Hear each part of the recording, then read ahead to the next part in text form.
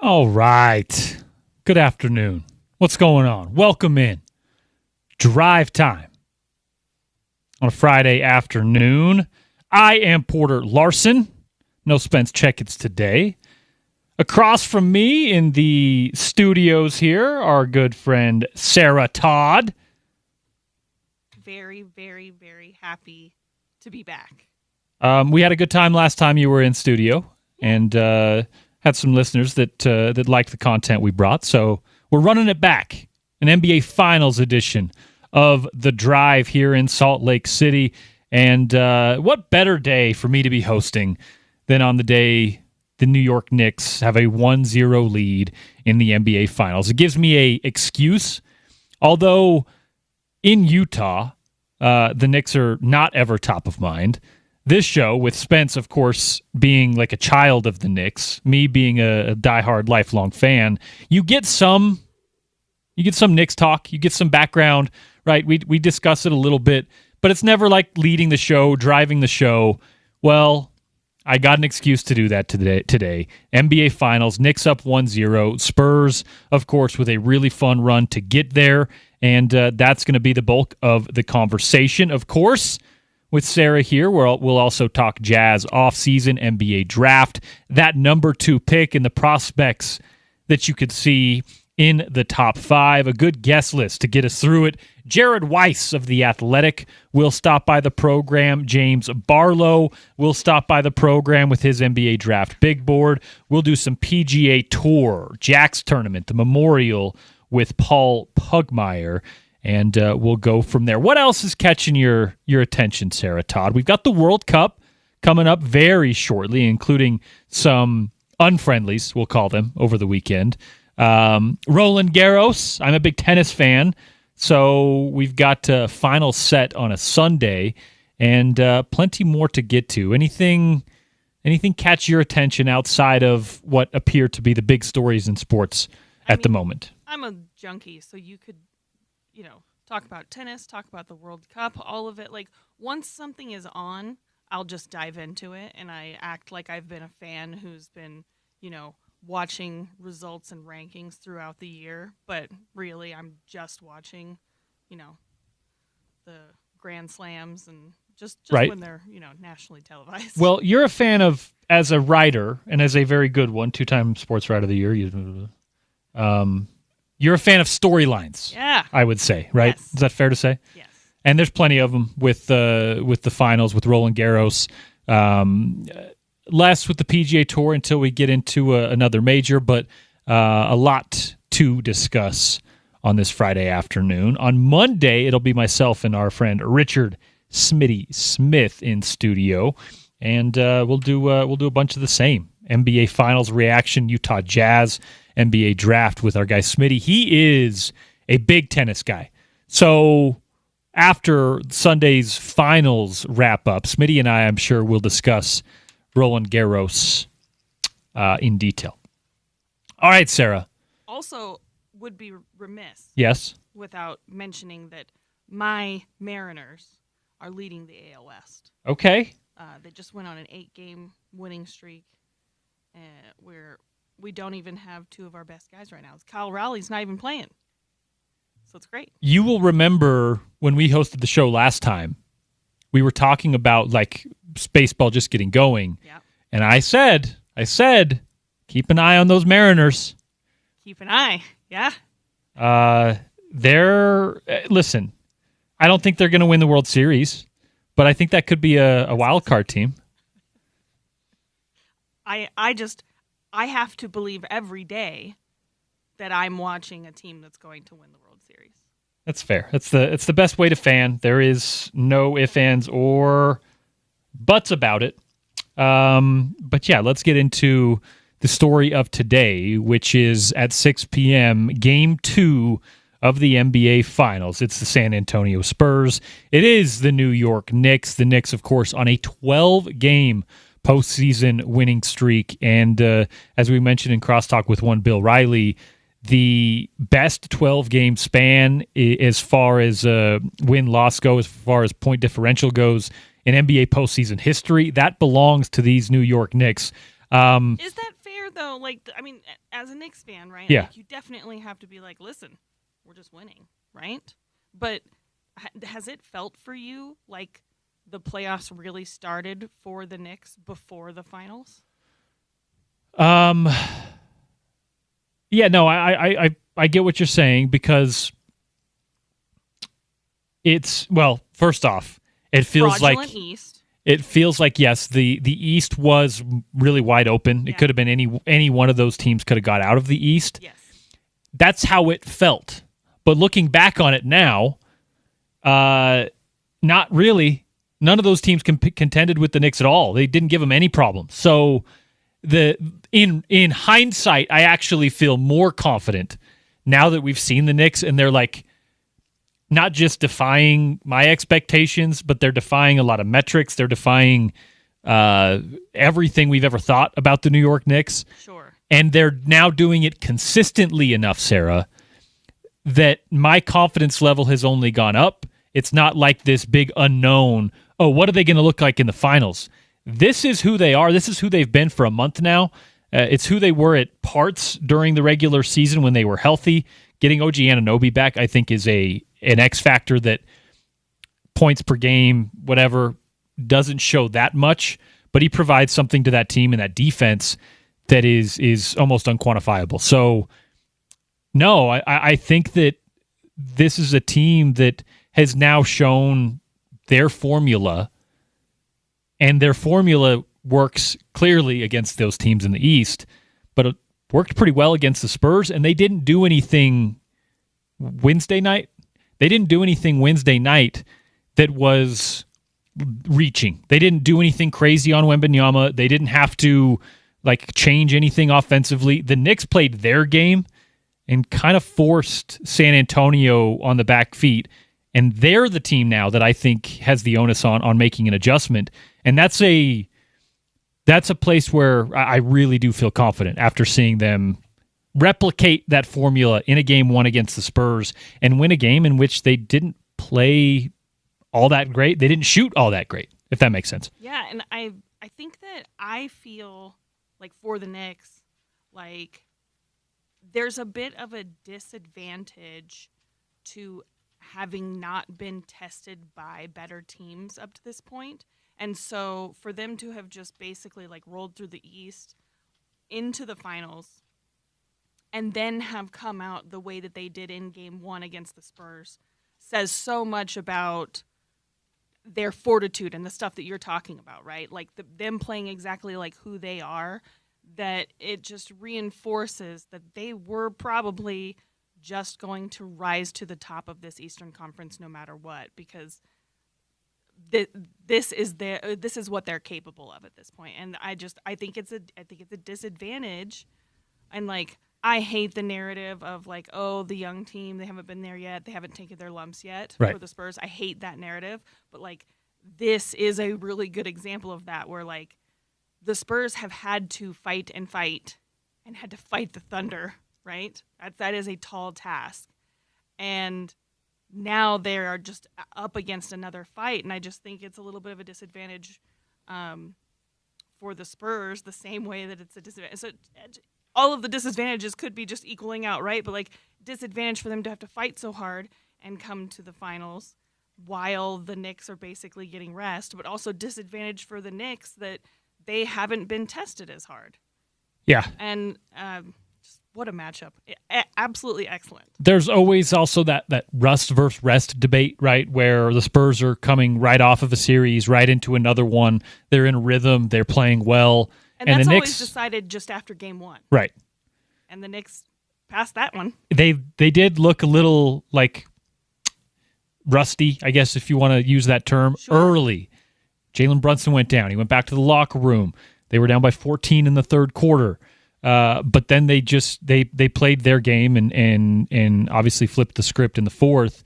And the way they won, it gave me a lot of confidence because, like I said, there was no 20-plus three-pointers made. There was no 20-plus turnovers from the Spurs. There was nothing in that game that stood out as fluky or something that you cannot replicate. And for me, that is a huge sign that now Mitch Johnson and the Spurs are going to have to, and I think, and I'll get your thoughts on this, I think it's on the wings. I really do, although you don't get a lot of, like, they're not running the point, they're not initiating offenses. I'm talking about Mikal Bridges, Josh Hart, OG Anunoby.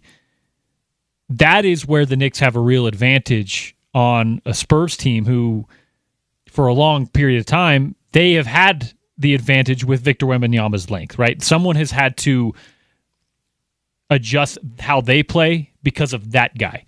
And the Knicks have this interesting roster where Mitchell Robinson is uniquely suited to at least give him trouble, at least slow him down on defense. And then on the other side, Karl Anthony Towns is one of the better shooters from distance as a 7-footer in the NBA, right? He spaces the floor out. He keeps Victor Wembanyama out of the key, out of the paint, at least more so than a lot of other bigs. And that dynamic is given the Knicks, I think, a different approach to the Spurs than anyone's had so far in these playoffs. And I think it threw them all off a little bit in game one. Yeah, and I think, going into this, understanding, like, there was questions about how available Mitchell Robinson was going to be after the pinky thing. And I think that as we got closer to these finals, it did feel like that this was going to be a good matchup, right? It's probably not the matchup that the Spurs would have wanted. I don't think that the Knicks would have been like, yeah, give us Wemby, right? Like, right. No one wants that, right? But like from a viewing perspective and from it being like a really good, well-matched series, it does feel like that for all of the reasons that you mentioned. And also it feels like we were talking about before with storylines. Like, I think that this matchup has so many great storylines that it just makes for a really, really good finals. And although the Knicks did come in as, on paper, an underdog, we talk about, and you mentioned it there, I think it's overstated a lot, the rite of passage type league where you have to have been there to experience it. I mean, experience helps. The Knicks don't have that experience here, but where they do, and what I think is a really cool storyline, is the 3 Villanova kids. Yeah, it's just that the Knicks are Villanova. Right. And now Dante DiVincenzo's no longer with the club, but that, winning a national championship together and understanding what that takes to win in tournament basketball down the stretch with like true stakes and tension and pressure and the backs and forths that you have to manage during those kinds of runs, that is a real quality that you'd like to have in a team. And I think you're seeing it. Nothing knocks Jalen Brunson off his spot, right? Yeah. Nothing gets Mikal Bridges tense in the moment. Nothing stops Josh Hart from playing the way he has played since he was 18 years old, right? This is a team that they haven't been here before, but they've been there before, right? They understand the dynamics it takes to win, not just playing basketball, but in high tension, high pressure situations. And I think you, at least in game one, you really did see that because in that second half, you're down 14. The Spurs are playing well. Wembanyama's shutting off passing lanes and closing things down. There is a good portion of the NBA who, in that moment, Sarah, might start looking ahead to game 2, right? Or even game 3 when they are back in their arena. And New York seems like they did in game 1 with Cleveland as well. Whatever. We've been here before and have seen in the moment, comeback wins. Complete change of the tide. It's a game of runs, right? And I think the Knicks have really settled into a place where they're comfortable with that and they're fine with that. That is something that you do have to have some experience in order to play in it. Otherwise, it feels tense, and that's tough to play when you have that weighing down on you.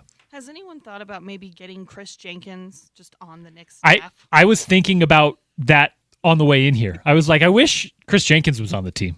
Just get him on the staff. Make him one of the player development coaches or something. I did, and he can't defend, right? So that's why he wasn't really an NBA guy. Yeah. But man, in like a clutch moment, Well, throw him out there. He proved it. Right. Yeah. Like cold-blooded. I mean, he may have the best just ice-cold game winner in NCAA It's history. the best I've ever seen. Where were you I was in during Philly. that? I was going to say, Yeah. weren't you covering the Sixers? Yeah. How Well, no, close I did was- you get to I any of was- that? I was on the Philadelphia Inquirer sports desk. I was doing a layout for the sports section at Okay. the time. And so, yeah, I laid out that sports section that night. I'm sure you had a pretty good photo of, yeah. of that final shot to use. Yeah, absolutely. I think the photo is, I think it's Josh Hart that jumps on Chris Jenkins' back Yeah. right after. Yeah, so it's Hart draped around Chris Jenkins with his arms spread out after he hits the shot. I mean, just a wonderful moment, a really cool moment in basketball history, but also one that again kind of alludes to the experience the Knicks do have in these situations. It's not the same. Go to the YouTube, watch the highlights from that Villanova winning game. Again, unflappable, right? Incredible. And they were like that throughout the entirety of the postseason. So I think that is now the storyline of this series is, what does San Antonio do? I don't think they have to do anything drastically different. Again, they were up by 14 points in the third quarter. Well, and I think that the thing about this San Antonio team is that when we're talking about the experience, the players that are on this Spurs team are so uniquely intelligent that each game counts for so much experience for them. And it's just so well matched. You mentioned that. They look, when you watch them play, they look like a Spurs team did 10 years ago, 15 years ago. The way they move the ball, the way that they get into their sets. They move, I will say they play with a pace. They play really fast. Yes. And that is one situation where when the Knicks slow the game down, and throughout the season with Wemby on the floor, when teams slow the game down, that's when it seems that San Antonio is a little uncomfortable. It's not that they don't have half-court sets. It's just that they run things so quickly. They move the ball so quickly. They get down the floor. Wembanyama tries to seal off and get that first touch before the rest of the defense gets down. And the Knicks are comfortable, walking the ball up and down the floor, alternating possessions here and there, trading baskets with you. And I'm not sure the Spurs are really comfortable with that. And I think it is something that going forward in the series, the Knicks have to really lean into, and the Spurs have to find a way to not let the Knicks control the pace so much, because that was a big reason for part of that run down the stretch. Yeah, they had some of those moments against the Thunder where they really got slowed down and they were kind of forced to play some half-court offense. And I really, really liked there were some really impressive moments where it was like playing decoy offense with Wemby to get guys like Champagnie and Harper and Fox open. And it would be really nice to see them sort of just seamlessly accept that when it happens against the Knicks, right? Like if the Spurs could switch between their preferred style of playing, like, oh, we're being slowed down, we've got answers for this, and just kind of roll into it. But it does seem like the transition between playing their preferred offense and a more slowed down style, that they get a little hung up before they kind of settle into it. And one of the ways, now let me be clear, Victor Wembanyama is a generational talent, superstar already. Yeah. He is that guy. He is this generation's that guy, right? Best defensive player we've maybe seen in a long time. Clearly a otherworldly, I don't mean that in any other way, otherworldly scorer and offensive talent. The one area where you can get him off of his spot is he's not necessarily, his vision's good, but he isn't a great passer yet, right? Yet. Yeah. He has the capability. He's got a foot on you where he can pass over and he can see the whole floor. He has all the intangibles that could make him a great passer, but sometimes when he gets doubled or he gets caught in the short corner behind the basket or situations like that, whereas a LeBron, a Luka, a Jokic, of course, those guys will make you pay if you collapse in on them. They will make you. It's going to be a layup on the other side or a wide open three somewhere. Wemby is still in a zone where he's not quite one step ahead of the other team, and he'll just reset it. He'll just throw it out. He'll turn it over in those situations, and that is one situation where I think the Knicks need to recognize and attack on that, because it is one of his very, very, very few. I don't even want to say weaknesses, but he's not like above average flaw, yet. Yeah, a short flaw that he hasn't made it a strength yet. And it's interesting because I've seen him be a very good passer internationally when he's settled in. Yeah. But when you get to the NBA, spacing's a little bit different, passing lanes are a little bit different, and I do think he's still adjusting there a little bit. So I don't know, just an observation there. Yeah. We will get to all of this and more with our next guest, Jared Weiss of The Athletic, of course, covering the Spurs specifically, and Victor Wembanyama and the Western Conference champions. Paul Pugmire stops by a little later on. We'll have our PGA Tour leaderboard updates. And then we're talking draft and NBA Finals with James Barlow at Draft Junkie James, of course, in the 4 o'clock hour. So a little bit of everything on today's edition of The Drive. I am Porter Larson. That is Sarah Todd of the Deseret News. You'll hear from us all afternoon until we hand it over to the NBA Finals. It's San Antonio and New York in Game 2 at 6 p.m. right here on Utah's #1 sports talk. It's ESPN 700 and 92.1 FM.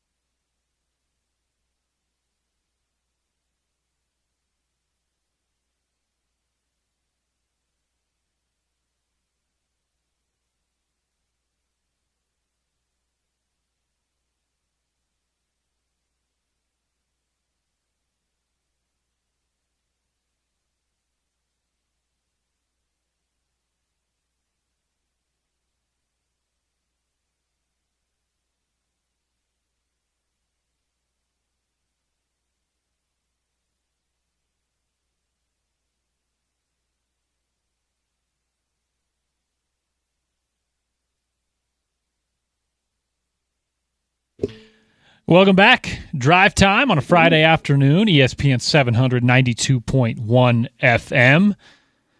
Utah's number one sports talk. Of course, your home of the NBA Finals tonight. 6 p.m. gets going. Turn it over. ESPN Radio will have the call of the San Antonio Spurs and the New York Knicks in Game 2.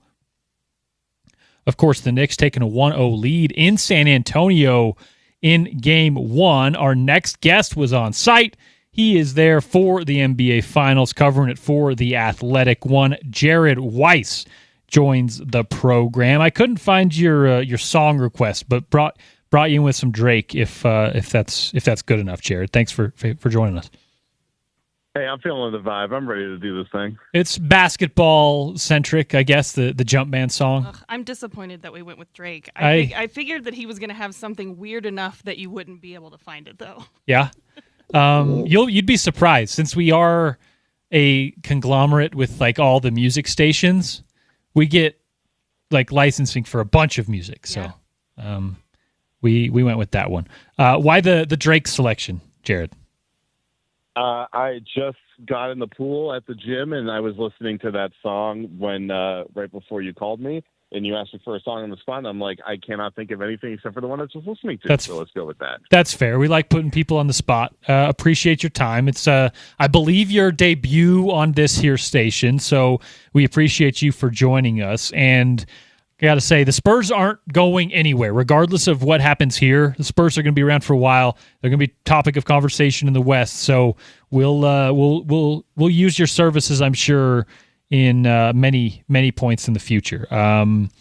Give us the breakdown, how you got into it, covering the Spurs specifically, and your path to the Athletic. If we can get a Jared Weiss introduction before we get into the finals. A whole bio sketch. Okay, well, I was born June 13th, 1990. To Sarah Marcus Weiss. And happy birthday next week. I moved to San Antonio. Thank you.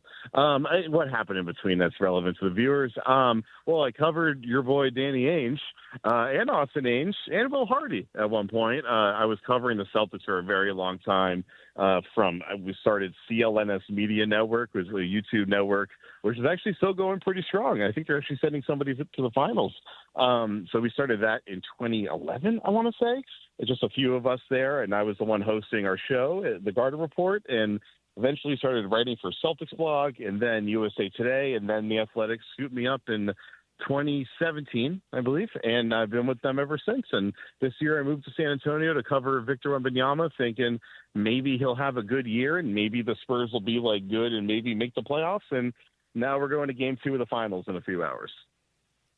It does seem like, turnarounds are tough to do in any professional sports league. To do it in one season at the rate that the Spurs have, to go from that to the NBA Finals in 1 year. Yes, having a 7'5" freak of nature certainly helps, but it feels like the Spurs have grown a lot outside of Victor Wembanyama over the course of those 82 games. What, from your seat, changed the most from 2025 to 2026 and allowed the Spurs to make such a jump outside of course, just Victor Wembanyama kind of settling in? I mean, I think that all of it around Victor is a credit to Victor first and foremost, in that he just attracts so much attention and provides so many solutions to problems that it has hastened the development of all the young guys around him.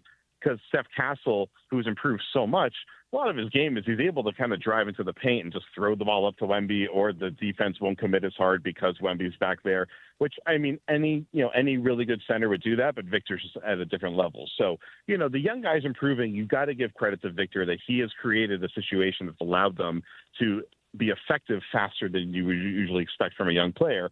However, oh my God, Steph Castle, Dylan Harper, Julian Champagny, even Devin Vassell's like only 25. Like, all these young guys have improved so much this year. Devin Vassell, who's had a solid career, he's been phenomenal in the postseason. Keldon Johnson obviously won Sixth Man of the Year this year, had a good year. But, they just had so many guys that took advantage of how much attention Victor attracts and really were able to kind of play with the freedom to hone their games.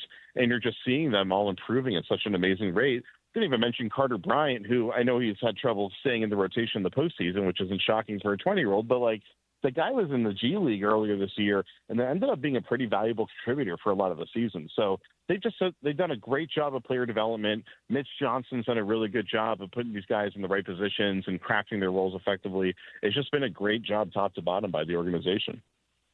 Jared, you mentioned, or we mentioned before you came on, kind of the intelligence of this Spurs roster despite their youth. And I'm wondering how you saw that play out specifically in the Thunder series and how you think it might play out against the Knicks in the finals, because it seemed like, the kind of outside narrative is of a team that hasn't taken its lumps, that they don't have the experience. And so far that has not proven out to matter, right? They're here. They're in the finals. It's their first year in the playoffs, and they made it all the way to the finals. But, are they able to gain enough experience, do you think, game to game in order to kind of figure it out and win the finals, win a title? I would have, if you asked me this after Game 5 against the Thunder, I would have said, I guess maybe it wasn't quite enough. But then they turned that series around and won it, and we'll find out tonight. But I think the track record has shown that when they've had their setbacks in the postseason, they have responded well. And I do think a trait of young teams tends to be that they play responsive rather than setting the tone over the course of a series. And I guess the experience is being able to bring that sense of urgency and having a better game plan and understanding where to win the 50-50 balls and things of that nature. Like the Knicks did that in Game 1. The Thunder did that early in that series as well, and the Spurs responded well. I think it honestly it's just an Occam's razor of Victor plays poorly, then Victor gets mad, and then Victor plays really well. And it's when Wemby is playing really aggressively, when he's really forcing his way to his spots on offense, and when he's really locked in and moving early and aggressively on defense, that's when he destroys everybody, and he's the best player out there. And, he had a bad Game 1. He said he was bad. Went back and watched the tape. He was bad. It was not very good from him. He obviously had his moments, and he still put up a decent stat line, but he did not own the game the way that he has 4 times out of 7 in most of these series to be able to advance. So it's a lot of it is just on him. Is he going to play with the level of determination that we saw Cat play with and Jalen Brunson play with? Where Jalen Brunson was 7 for 22 from the field before crunch time, and then he took 9 shots and he carried the Knicks all the way back and won it. And it's that's what Victor's got to be able to do. Can this be as simple as, Victor not going 6 of 21 and not having as many turnovers? Can it just be on his shoulders, or do we need more out of Fox? Do we need more out of Harrison Barnes? Where is it, do you think, where the Spurs need to step it up in Game 2? Yeah, I mean, obviously Fox missing that wide open shot in the paint at the very end of the game, that was killer. That's his go-to shot. Besides Game 7 against the Thunder, his touch has not been there as he's playing through an ankle sprain, and he's just off the mark. And so I don't know why he's missing a lot of shots that are in his wheelhouse, but I would assume that the ankle and just not quite being on balance and not having the usual power into a shot that he's used to is making him miss a lot of these. But his touch is very clearly off. But also Victor tried dribbling through his legs or through gap, I think, in the final minute and fumbled it away. He had 2 shots on one possession that went off the side of the backboard. Victor was rushed. And usually that doesn't happen to Victor because Fox and Castle and sometimes Harper are able to get him the ball in better spots, and they weren't able to do that in crunch time. It's a credit to the Knicks defense. The Knicks has played an awesome game, and the Spurs are going to have to know what's their plan going into crunch time and be able to execute it better. You kind of alluded to it there, is the Spurs figuring out what their plan is on specifically crunch time. It did seem like, of course, after the 14-point comeback, that the Knicks found a certain recipe. The way I viewed it, Jared, going into the game, and I'll preface this by saying I am a Knicks fan. Prefaced. I was cautiously optimistic because of how well the Knicks have been playing, but I did see the Spurs as the favorite coming into the finals. I look at Victor Wembanyama as a complete game changer, just in his uniqueness as a player on the defensive end, probably more so even than on the offensive end. But after Game 1, I kind of switched. Obviously, Knicks get the win and go up 1-0, but I kind of adjusted my expectations for the series because it felt like in that game, the Knicks were the team that were kind of controlling the pace of the game, playing their game, and forcing the Spurs to adjust, when I thought coming into the series it was going to be about what the Knicks are able to do, how they're able to adjust to the one guy in Victor Wembanyama that poses such a unique threat. And now I think the tables have turned a little bit. I think the onus is now on Mitch Johnson and the Spurs to find some sort of strategy that we haven't seen yet in order to beat the Knicks. What did you see in that game that leaves the door open? Maybe something they can do schematically that can get Jalen Brunson off his spot, and then as well as on the offensive end, get Victor Wembanyama going. Well, I mean, the tables have turned a lot a bit. They're up 1-0. They won in San Antonio. Like, the Knicks have the advantage in the series going forward, obviously. The big thing is Cat won the battle against Victor on both ends of the floor. Like, he really owned that matchup. Yep. Victor doesn't lose one-on-one battles very often. It's usually the entire team in the aggregate trying to beat him. And Cat really held it down for the Knicks. And so Victor's going to have to figure out, how can I attack Cat? What did I see in his tendencies? Like, the way that Cat was using his hands defensively and offensively, that really, I think, messed with Victor's rhythm and balance. So how does he get around the way that Cat's trying to do that? And then is Cat going to adjust and blah, blah, blah. It's the whole chess game of all the adjustments. So that's where it starts. It's like, he's got to own that one-on-one matchup. He's got to make it so that Cat can't get to the rim and attack from the perimeter. He's got to make it so that he can really own the position battle with Cat, and he can drive through Cat and finish over him. And the big thing was, like Victor did not get to the rim at all in that Thunder series. He wasn't able to get to so many of, like, the drive, like kind of like the floater drives where he can just kind of turn in the air with one long step and then just kind of throw the ball off the glass like a little layup. And I think there's more opportunity to do that against the Knicks if he's able to get around Karl. And so if he can do that, like, that really opens up the floodgates for him scoring at the rim and getting to the free throw line a ton and not having to rely on his 3-point shot. So that's really where it comes down to, especially in crunch time. Well, there's so much depth to this Knicks team too, that, like, a lot of the things that mattered before is like, is Cat going to get into foul trouble? Kind of in the previous series, that I think that against the Spurs, like, they do have just so much that they can throw at them, even beyond those things, that it's not like there's going to be a moment where Victor can settle. So it's going to be interesting. Yeah, I mean, him settling was taking the threes when they came to him, and he's just been a very spotty shooter in the postseason. It just hasn't worked out very well. He's had a few games where he took off. I know that maybe people that aren't following too closely before the series, they probably saw that three he hit at the end of game 1 against OKC. That was, like, such an iconic shot. And I can tell you, like, I've been at every game. He's not shooting, or almost every game. He is not shooting the ball very well in this postseason. And I think part of it is he doesn't shoot. A lot of the time he's shooting as, like, a second option as opposed to, like, going into the moment looking to shoot it. And I think that's part of the issue for him. But he seemed like he wanted to get the shot going so then he could then drive against closeouts and get downhill more easily. But I also just felt like his aggressiveness on the drive, like, he's not willing to put his chest through the guys when they're at the point of attack so that he can own the angle to the rim. And he's got to own that angle because the Knicks, they have lots of length. So if he tries to do the step around thing, it's going to be hard for him to get there. He's got to really own the force when he has the ball in his hands.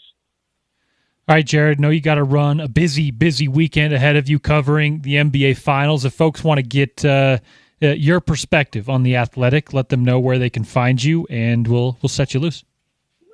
Sure. Yeah, Jared Weiss, NBA on all socials, and go to The Athletic. We just had a big feature on the plan to make Victor one of the biggest athletes in the world, so definitely worth a read.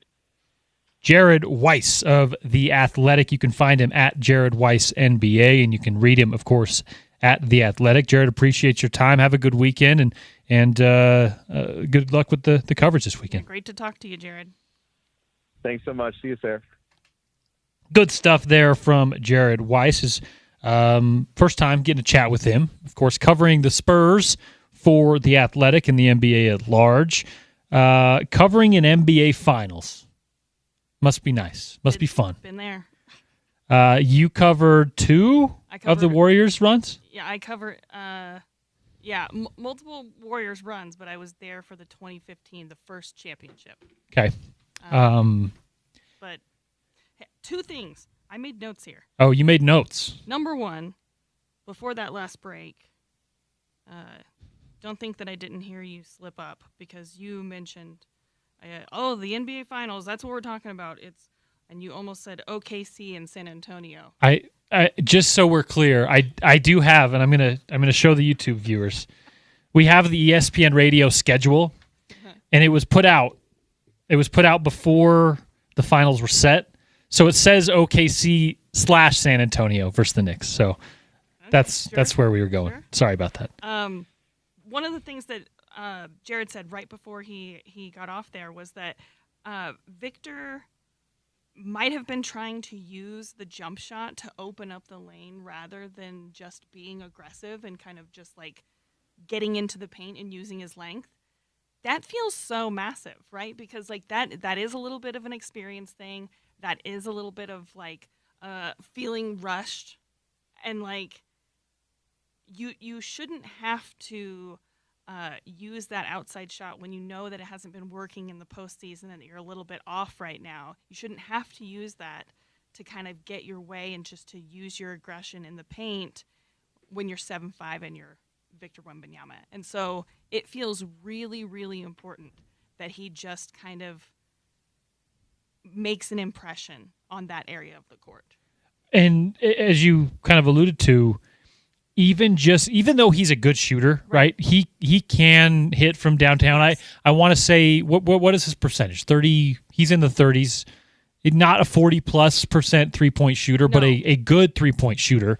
But when you have that type of gravity as a paint presence, when you have that type of effect on a team just rolling to the rim, every time they get you to settle for a 3-pointer, that's a win. Even if you make it, it's changing the way you play on the next possession and the possession after. And for me, every time that the Knicks forced Victor Wembanyama into a jump shot, it felt like a win because he's not rolling to the rim. He's not suffocating the defense so that Champagnie gets an open look, so that so that the Spurs can start whipping it around the horn the way that they do when defenses collapse. Karl Anthony Towns, who I will say I have long been skeptical about some of the ways he plays because he is so big and strong and athletic, but very often doesn't use his body and his physicality the way that he could. Right. He has to do that against Victor Wembanyama, and in game one he did, and it was a huge difference maker. Wembanyama's not like weak. He's just so thin. His frame is and his center of gravity are so high that if you're a 280-pound Karl Anthony Towns, get his ass out of the paint as much and as often as you can. Yeah. If it has to be a little physical, if you get a foul call here and there, do it because it is so worth the way that it changes the Spurs offense. And like, don't give up on getting him out just after like the first screen. Right. Like, use 4 of them. I don't care. Like, make him work to actually use all of his talents. Because the way that the other Spurs play, right, whether it is off the ball or coming off screens, the way that the rest of them play is so centered around the gravity that Victor Wembanyama has rolling through the paint and being close to the basket and needing to be double teamed, needing to have a guy swiping down to help the post defender. All of that is based on Victor being able to be a physical presence. And in game one, I got a lot of credit to, Karl Anthony Towns, but also Mitchell Robinson and a little bit OG Anunoby for being physical with Wembanyama in a way that didn't like get them into foul trouble. That is how you combat that type of player. Yeah. And not only get him out of the paint, but get him off the floor. He was tired. You could tell in the end of the game, he was so tired that it affected his handle a little bit. Yeah, he was just making mistakes. That's the recipe. And yes, that means getting him out of the paint. It also means trying to get him in foul trouble and get him on the bench. And to your point, right? So a career and for this season, which has been a great season for Victor, he's a 34% 3-point shooter. You'll take that. Incredibly average. And throughout the playoffs, he shot well against the Thunder, and that's helped by like three threes that were some of the most incredible 3-point shots I've ever seen, right? But throughout the playoffs, he's kind of up and down. And so against Portland, he shoots well, and then he shoots 22% against Minnesota, and then he shoots 40% against OKC. So it is not consistent and streaky, and he had a 2 of 9 game against the Knicks. And so you just can't rely on something like that.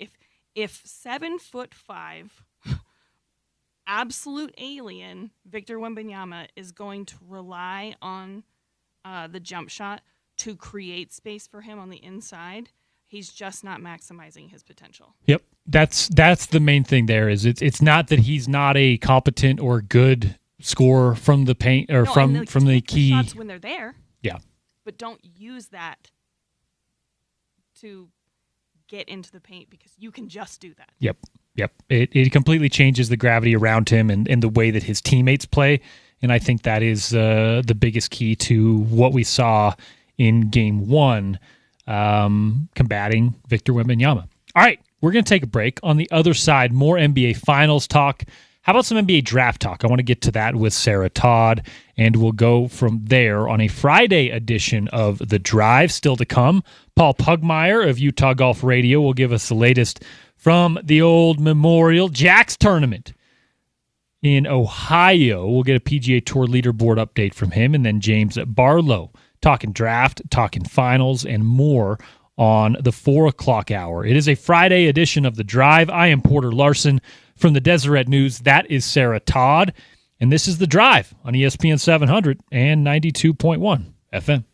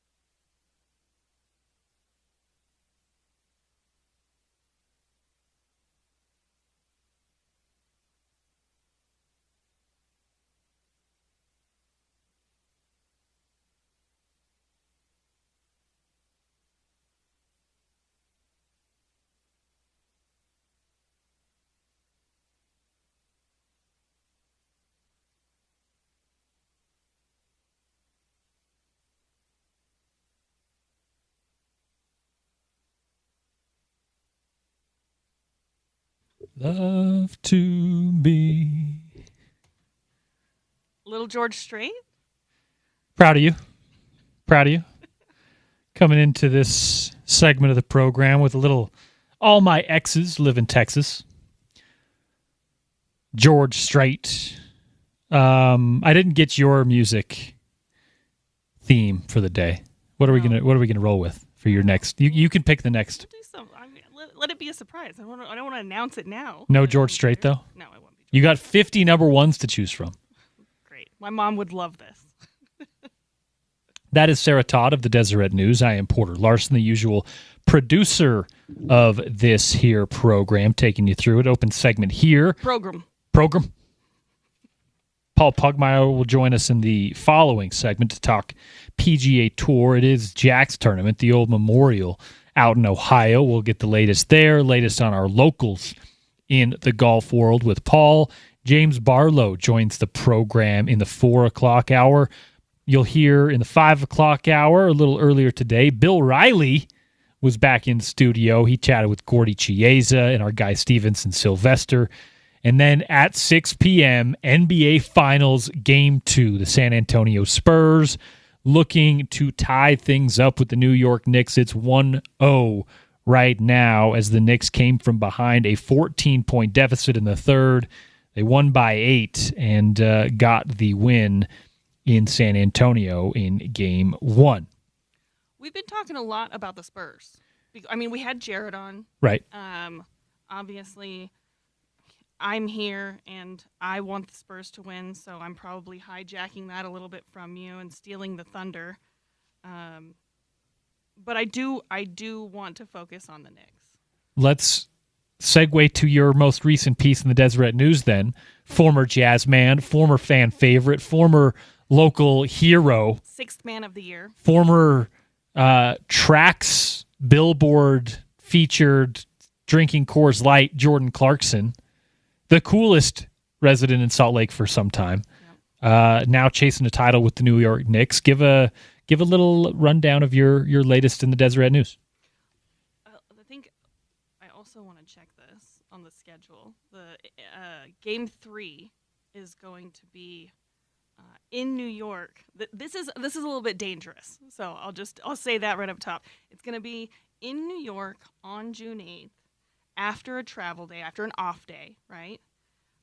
June 7th, also known as what I like to call the cool guy solstice. Okay. Because birthday of Allen Iverson, Prince, so many cool guys, is also Jordan Clarkson's birthday. Okay. So it feels like being in Manhattan on his birthday during the final could be a little dangerous. But let's keep him in the practice facility. But having the cool guy solstice happen during the finals while having Jordan Clarkson on your roster feels like very good vibes. Feels like good enough vibes that maybe we get a Jordan Clarkson step over Tyronn Lue situation at some point. There's a little bit of foul trouble and they have to put him in. He ends up playing like 18 minutes or something in Game 3 and he just lights it up in Madison Square Garden. I would love to see it as not just a fan of Jordan Clarkson is like this microwave instant offense. Right. Just give him the ball, let him see what he can do. I'm just a fan of the way he plays. But also from a coverage standpoint, yeah, like one of the easiest guys to interview, 100%. Be around in locker rooms. Never made you feel like you were interviewing someone at the top of the sports world or at the top of their respective trade. Really, really was like a down-to-earth, cool. We saw that video where he was walking the streets and that lady asked him if he'd been to any Jazz games. She didn't know who he was. Yeah, a lot. That's a perfect encapsulation of Jordan Clarkson. So as a player, love him. Really was happy when he went to the Knicks. But as a person, I would also be stoked to see Jordan Clarkson win a title. Now, other Knicks, I want to just ask you some questions as a Knicks fan. Are you worried about Jalen's knee/ankle / any other appendage? Little bit. I think when you roll an ankle, when you tweak something like that in the game, in that moment, you can go back to the locker room, you can tape that sucker up, your adrenaline's pumping, and you can go back out there and the next day when you're cold. Exactly. That night, the next morning, swelling, all the above, like that's when it gets iffy. So there is some concern there. I don't know exactly what we have and what we're looking at. It looked like he rolled his ankle a little bit. It looked like he kind of got rolled up on and maybe a little hyperextension on the knee. Jalen Brunson's also not the type of player who is relying on like outrunning you down the floor or jumping higher than you, or he's not the explosive guy. Any of the above. You could probably take one of his legs from the knee down, give him a peg leg, and he still has like a lot of what he does as a player is still in the toolbox, right? It is like I can't help but having, been in this market in Utah for the last 6 years and thinking about what it looks like when your leading guy rolls his ankle a little bit during a playoff series. Right. And how detrimental that can be, even if he's not the most explosive, even if he's not the most athletic, that this like you're so reliant on Jalen Brunson that if he can't go, that disrupts everything that they do. It does. And it's not even if he can't go. It's like if he's 75%, that might not be enough. Yep. There is some concern there. There's no doubt about it. But like I said, his game is one that is just so crafty and so different that I have confidence in him being effective. Even if he is now, if he's 50%, then we got a different story. But if he's 80, cool. Like, let's run it. Let's go. I think that he has a chance to really hurt the Spurs in that way. I was doing this exercise a few weeks ago, trying to find like a comp for Jalen Brunson. And it was one of the most difficult. I'm not always a fan of comps. Like, every player is his own. Every player has, unique attributes and intangibles that they bring to the floor. But for almost every player, especially at the star level, there's someone you can point to that, is at least some sort of comparison. Kobe to Mike, right? I almost say LeBron to Magic more so than anywhere else. These are comparisons we always do. We always talk about. And the one with Jalen Brunson was so hard because I really can't come up with a point guard who plays kind of an inside-out game, sometimes back to the basket game, sometimes in the post, even though he's the shortest player on the floor. He is not super explosive, not super quick. And when you're an undersized guard like that, let's say even Allen Iverson, Allen relied on being the fastest and quickest player on the floor by a country mile to be as effective as he is. I don't know. There was so much more of an ISO component to right. the AI too. With Brunson, I just rack my brain. You want to maybe say like a Chauncey because he's a bigger bodied point guard that makes a bunch of big shots. But Chauncey Billups was a legitimate elite defender in his prime and was a lot bigger than Jalen Brunson. He was also probably a better passer, better like pure point guard from that standpoint. Someone mentioned Andre Miller. I think that was a local person who brought him up. But even then, like, Andre Miller was an all defensive type defender and one of the better passers in the league. He was a true point guard in that realm. Jalen's not that. I don't know if I have one or if there is a good comp for Jalen Brunson. Watching him through these finals is only kind of solidifying that. I mean, I just don't think that when I think about Jalen Brunson, the person that like first comes to mind is Shea. And like that's not a comp that we go back into the past for, right? And obviously Shea has height on Jalen, but I do think that they play a really similar game. I mean, like, they have really similar numbers as far as like assists, rebounds go. I think that Shea is obviously scores a little bit more, and there's more of a passing element, though it might not be an assist element to Jalen's game. But like, they are pretty similar. One of the similarities that I did want to bring up is that I think that there is kind of a a negative connotation when you talk about like foul baiting when it comes to both of those players, Yeah. Shea and Jalen.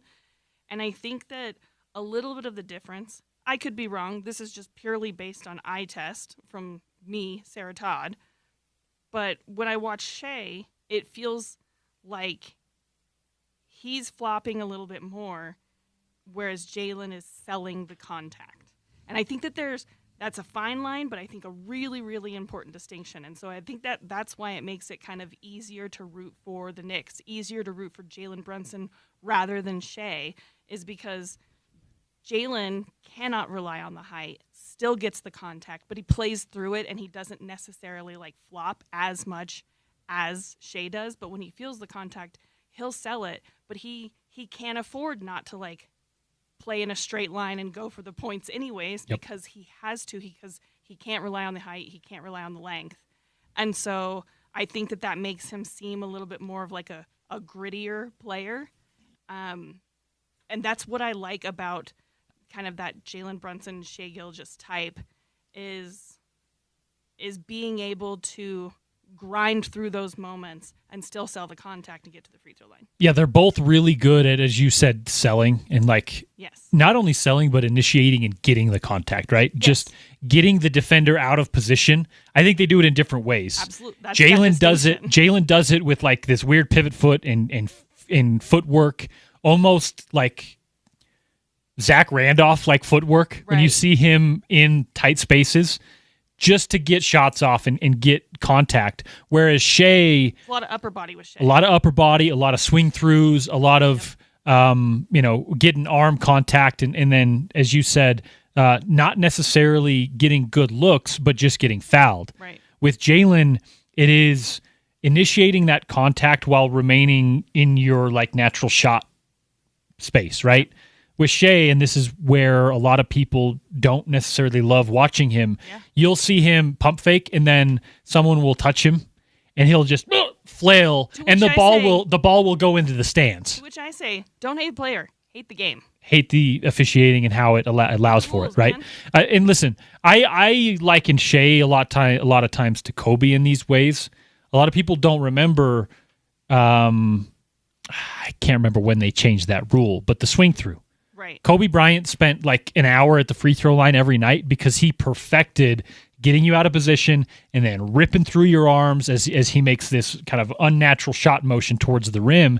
Shea does a lot of that, but as you said, it seems like there's less intent on getting a shot up than there is just creating the contact and getting the whistle.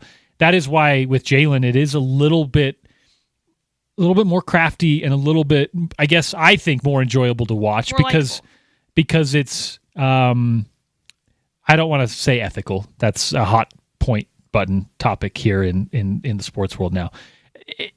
It's more, I don't know. When I grew up, I was always told like, if you make the shot, the foul hurts less, right? Like, right, yeah. You want to get to the free throw line, you want to create contact, but not at the expense of trying to score the basket, right? And it just feels like whatever your old 56-year-old coach was saying is the right way, in quotation marks, to play.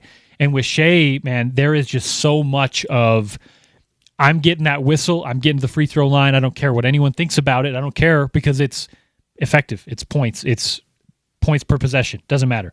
I think there's little differences, but a lot of similarities in those two.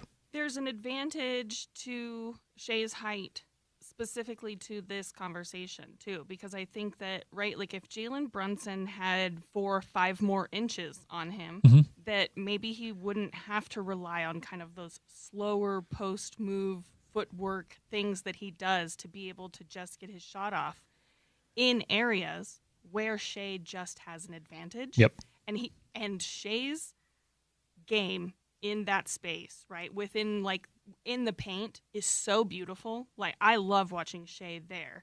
It's the fouling and on jump shots, right? Like it's drawing the fouls on jump shots that I think that people get annoyed about mostly with Shea.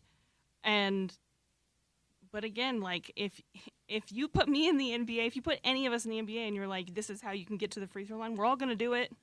Oh, yeah. And so I just don't think like not liking a player for the reason, as neither here nor there, but like as it pertains to the Knicks and Jalen Brunson, I think that Jalen Brunson just doesn't have that advantage. He can't just hit the floaters all the time perfectly because he has a height advantage over the defender in those moments. He has to use that footwork. He has to try and get contact so that he can maximize those points. Yep. And to your point,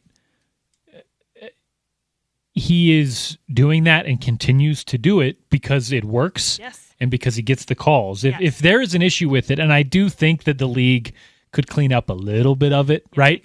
The unnatural stuff where, like, there was this one in the last series where he pump faked, and then the shot blocker went by him, but he moved into the shot blocker, created contact, and then just threw the ball into the stands. And everyone was like, "What are we doing? Yeah, What are we watching?" The unnatural stuff that is I think, takes away from the game a little bit is what I think the league could cut down a little bit on. But until they do, keep doing it. Keep getting to the free throw line. Keep being effective. Keep being what is literally making you the MVP. Jazz, a little Jazz and NBA draft. Let's switch gears a little bit. Do some of that, Sarah.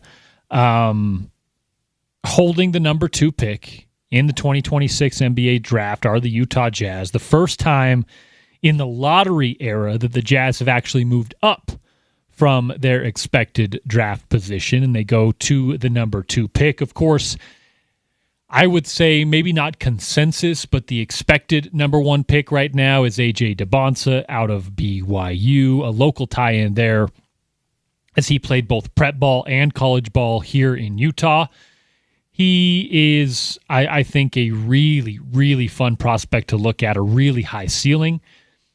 Again, not consensus, but expected to be the number 2 pick is one Darren Peterson out of Kansas, a guy who was a really highly touted recruit who didn't spend as much time on the floor at Kansas as we would have liked to have seen.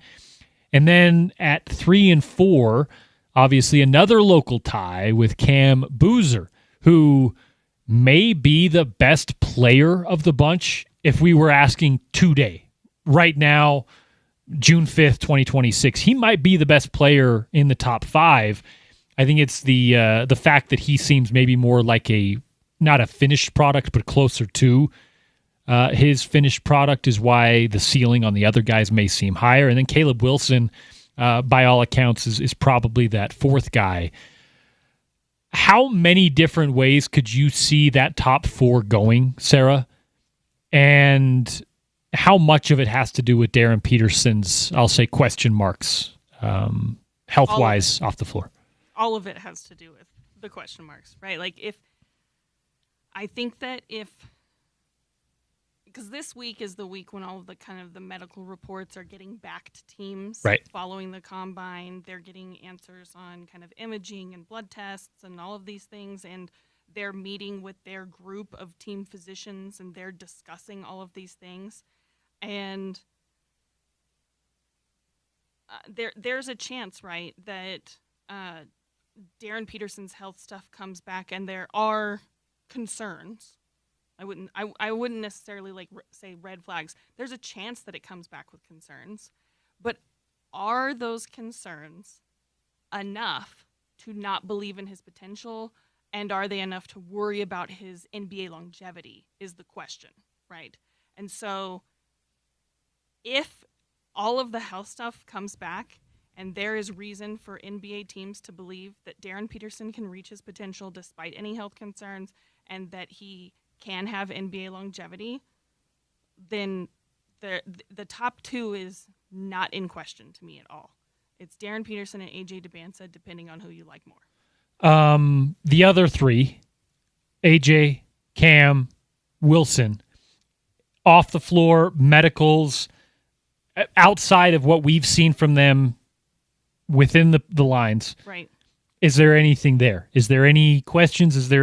What are teams saying about those guys as, professionals rather than prospects? Yeah, I wrote a piece about A.J. DeBonsa after the combine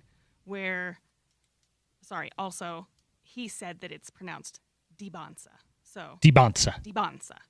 I wrote a story about him where there was kind of a split way of thinking about his personality, where some of the people see him and they get kind of flashes of maybe Giannis as an example, right? Like,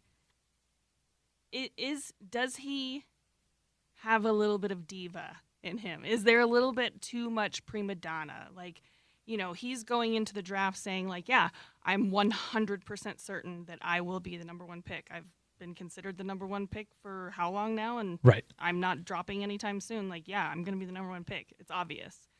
He's got a videographer that literally follows him around 24/7 everywhere he goes. He's making YouTube content. Like, how much is all of that going to be like reacted to by veterans on a team that he joins? Like, who is going to appreciate it versus not really warm up to that kind of a personality from a rookie, right? Because it's different when you come onto a team from college. You're no longer the guy. Well, and AJ DeBonce's been the guy forever. His whole AAU, he's been a big name there. He was and then there's another aspect of this where, and you know this, not being a Utahn and coming to Utah, if you're cool, yeah, people here will flock over you. Right. Just think of the first 3 months of Donovan Mitchell in Utah. That's my point, though. AJ has had that around him for the last 2-3 years now. Now he's going to go to an NBA team, depending on where he goes, where he's probably going to have to answer to a few guys in the locker room. Yes, absolutely. I mean, whether or not you come in as a number one pick, you're still a rookie, and you're not going to be. You might end up being number one on the court at some point eventually, but on day one of your rookie season, you are bottom of the totem pole, and so I think that there has to kind of be some reckoning with that. But to my point is, like, when you're evaluating a guy and you're thinking about bringing him in as rookie, there's, some people that see that and they're like, ooh, is he going to think that he's too big for his britches? Or then there's the other side of that coin, which is like, yeah, that's what you want out of a number one pick. Right. You want the guy who believes that he will put the franchise on his shoulders. You want the guy who's going to go, who wants all the smoke. Right? Like, that's the kind of attitude and ego and self-confidence or even arrogance at a point. Like, guys who are generational, who come into the league, they believe in themselves. You don't get guys like that who doubt that they're worthy of number one. There's two aspects of this that I want to touch on. Number one is this is going to be an interesting type of dilemma across the league going forward, where we're in this new age of NIL in college, YouTube channels, as you mentioned, content creators, these guys who have these platforms, they're going to use them, they're going to monetize them, they're going to like lean into their celebrity because it's now a market, it's an economy. And that's something that in the NBA wasn't really necessarily a thing, right? I mean, Jared McCain, who he seems pretty down to earth. He doesn't seem to like lean into it too much, but he is an actual legitimate celebrity coming off the bench in the NBA. Yeah. And I wonder how, like, you think back on how an Ekpe Udoh would just roll his eyes at a player like that in his locker room, right? Because he's more of like the Victor Wembanyama type. Even more Ekpe Udoh, to me, when I was around him, it seemed like I think Victor Wembanyama is a hooper. I think he loves the game, is a basketball guy. Right. Ekpe Udoh would have been content like being a librarian. Right. He just was 6'10" and happened to play basketball. That was his trade, right? Yeah. So there are going to be guys like that in the NBA that rub a little bit differently with this new generation of kids who have already been paid to play basketball in their lives, already have this economy centered around them. That'll be an interesting one to see. But then there is also this long established, well-known thing that is, if you're going to be that guy, if you're going to be Kobe, LeBron, Kevin Durant, you have to be you don't have to be, but there is an aspect of almost being delusional about how 100%. Good you are. Yes. how great you are to reach that status. To get to that point, you have to have that some sort of deep-seated belief in yourself. And you combine that with this new era of athletes and economies, it could create some interesting dynamics in locker rooms that I'm curious how they play out. Yeah, I'm so interested to see how that all plays out with AJ specifically, because you couldn't have like two guys that are considered to be the top two that are different personality wise between AJ DeBonsa and Darren Peterson, right? Darren, who has literally called himself a loner, right? And then you've got the other guy who's making YouTube videos in the hall at the combine. He's got a staff. Yeah, exactly. And so it's just totally different. But to your point, like, are there concerns for those other guys outside of Darren Peterson in that top four? AJ, I think it's mostly maturity / personality based that people are looking at and wondering, like, is he the guy or does he just think he's the guy? Right. With Cam Boozer, it's about ceiling and potential. It's can he be as productive and as efficient as he was in college at the next level where everyone is bigger, stronger, and more talented? There was an aspect of this recently to tie it to college football. 90 days away, by the way. Utah football kicks off versus Idaho. I remember when Deion Sanders was hired by Colorado. Right. And one of my friends asked me, how is this going to turn out? Like, what? I haven't watched Deion Sanders games at FCS level. I have no idea how he is as a coach. And I said to him, early on, it's going to be great. It's going to be awesome. Long term, we'll see, right? Because there's this aspect when you're Deion Sanders and you walk into a room, there's an air about you. There's an aura. There's a recruiting power. There's an energy that comes along with that. And when he got to Colorado, it was clear as day. They started to win a few games. Everyone in the country was now watching Colorado football games. Right. And then you fast forward a year or two, and you realize that it's not all a TV show. There are 70, 80, 90, 100 players, staff members, coaches in that locker room that don't get to turn that off, right? They don't get to just tune in and watch Deion and turn it off and go home and call it, right? That's their life. And they're walking around this campus where Deion and Shiloh and Shador and some of the higher tier players are getting like fanned with, getting fed grapes and carried around on a throne and driving Lamborghinis. And then you're an offensive lineman who, yeah, you may be getting a little NIL deal here or there, but you're not getting the love. You're not part of this cool crew. Yeah, you're using the NIL deal to help like keep your family's lights on. And you're also like getting berated by these narcissists who, yes, are awesome personalities on television and on YouTube and whatnot, but not exactly easy to work with in a professional setting. Yeah.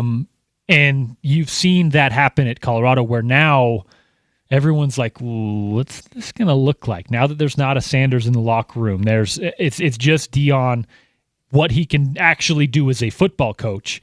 And I think that is pretty average, right? There's an aspect that we saw of that in Colorado where you zoom out on that. And I feel like in sports across the spectrum, we may have some of those clashes, those types of dynamics in locker rooms. Yeah, in the NBA, in college football, in NFL, just because there's two very distinct generations now in sports that are very interestingly different and pose a pretty interesting dynamic. I think that the most important parts of those situations that we're talking about, whether it's the personality of someone like AJ DeBonsa, whether it's the limitations of Cameron Boozer, whether it's Deion Sanders at Colorado, the most important piece of any of those components is realizing where your weaknesses are. Like, the whole Deion Sanders situation probably would have been better if going in there was going to be an understanding of what kind of a circus was going to be made, hiring a staff to handle so much of it, and then hiring a staff where people on that staff specifically take care of where your weaknesses are and where it's going to cause problems that trickle down to the players. Right. And so, like, I think that about basically any NBA coach, too. Like, if you've got a big-name NBA coach and he's, like, a really motivational guy and he comes with clout and name and years and years of experience and wisdom, is he a good defensive coach? And if not, how good is the defensive assistant coach that he's going to hire to be on his staff? Like, you have to know your weaknesses and you have to address them before a situation starts. You want to be proactive, not reactive. And I think the same thing for a guy like Cameron Boozer. He needs to go into this NBA life understanding that, like, dad's name is not going to carry you to Duke and it's not going to carry you through your NBA career. You have to know that people are expecting that, like, oh, people are saying it across the country, lowest ceiling, highest floor. So how can he maximize his ceiling in the NBA? Like, he needs to be thinking about that on a daily basis. AJ DeBansa needs to realize that there are going to be NBA teams, teammates, executives, coaches, who some of his stuff, it's going to rub them the wrong way. So how can he alleviate that? How can he mitigate those situations? How do you see that dynamic with Cameron Boozer being a potential prospect for the Utah Jazz while his dad is not only working with the club, but a former player for the club with name, with recognition, and also not just working for the club, working in their scouting arm? What have you gathered from the organization? Maybe if you've been able to chat with Carlos or someone in that camp about, like, how strongly Carlos might be pushing to get Cameron here, or whether that is even broached in those meetings. I wonder, because yes, we have the local tie with AJ DeBansa and the owner and BYU, all of that. But just as interesting, I think, is AJ is projected the pick before you, projected to the pick after you is a guy who might be the best player of the bunch and has that very, very intimate tie into the organization. Two different things here. Number one, I think just like a blanket statement of everything that I've been told from within the Jazz, there are not going to be decisions made for that roster based on who played at BYU, who is related to who, right? It is not Carlos Boozer himself that is going to be making draft night decisions. It is not Kevin Young who is going to be making draft night decisions. Right. Like, that is just not how this works. And to think any other way is just not based in truth at all. The other part of this is Carlos Boozer, before he would even get down the line of many, many things that are important to him, to down on that list would be like, oh, it'd be great to have Cameron Boozer in Utah. At the very top of that list is he's a proud dad, right? Like, his son is going to be a top 4 pick in the draft. He's going to have a great career by all accounts and by all projections. He has the ability to have a long and very successful career. That is what is important. It doesn't matter what team he's on. Right.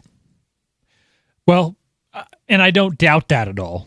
But then there is the aspect of, while those aren't going to be the reasons we make the decision, you probably, if you're in the Jazz front office, have heard more about Cameron Boozer a little bit. You've seen a bit more of his tape.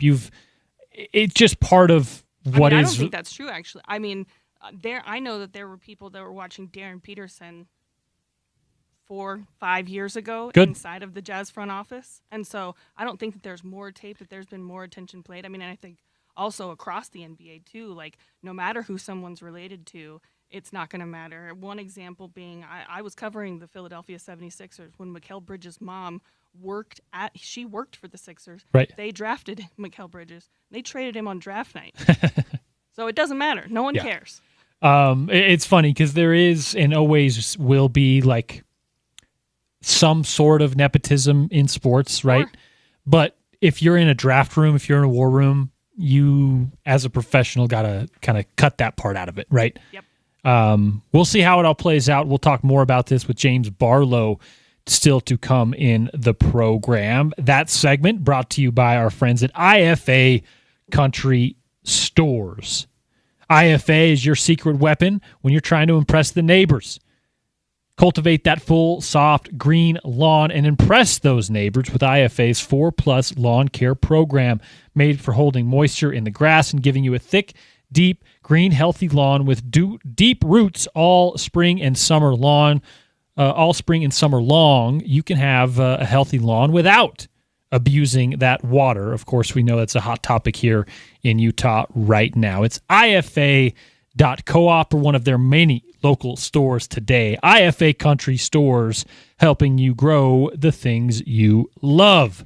On the other side, a PGA Tour leaderboard update, talking Utah golf with our friend Paul Pugmire right here on Utah's #1 sports talk. It is The Drive on ESPN 700 and 92.1 FM.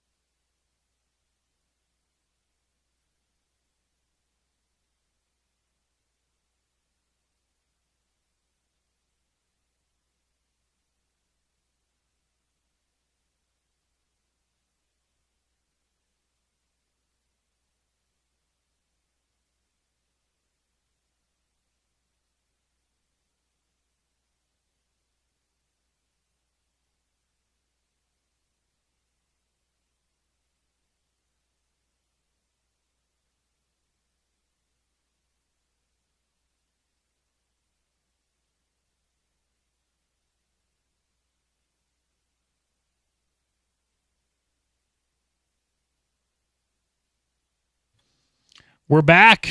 Drive Time on ESPN 700 and 92.1 FM rolls along here on a Friday. I am Porter Larson, filling in for one Spencer Checketts. Sarah Todd along with me this afternoon. And you know what the Eagles mean on this show? Well, a few different guests that come in with the Eagles, but of course our friend Paul Pugmire from Utah Golf Radio. Sarah, Eagles hot take? My husband does not like the Eagles. What about you, though? Oh, I'm fine with it. I'm great. Yeah. Okay. I think they're fine. They're good. I used to change the lyrics in Hotel California to include my dog's name, and I used to sing that song to her a lot. There we go. The California gal, of course. Yes. One Sarah Todd. Paul Pugmire. How are you, sir? Good. How are you guys doing? Doing good. Always good to chat with you. And Eagle. I got it now. What? Wait, golf eagle? Kind of. Yeah. Oh, It was okay. more of a Paul Pugmire thing, just because. Peaceful, easy feeling. I feel like is Paul Pugmire's like MO. Just a peaceful, easy guy. Great. I figured it was because I had dinner with the Eagles once. Is this real? What? Yeah. Okay, now you got to tell us about this because Story time. even though we bring you in with the Eagles every week on the show, I don't believe you've ever told me this. So my high school buddy, growing up in a small town in Idaho, he used to talk just kind of casually about his cousin Timmy, who played in a band in California. And we figured out that was Timothy B. Schmidt of the Eagles. And it turns out that his mom and my friend's mom were sisters, grew up in a smaller town in Idaho. And fast forward to the Hell Freezes Over tour. They were playing a show in Boise. The family was all getting together. And the day before, my friend's girlfriend pooped on him, and he called and said, "Hey, do you want to be my date?"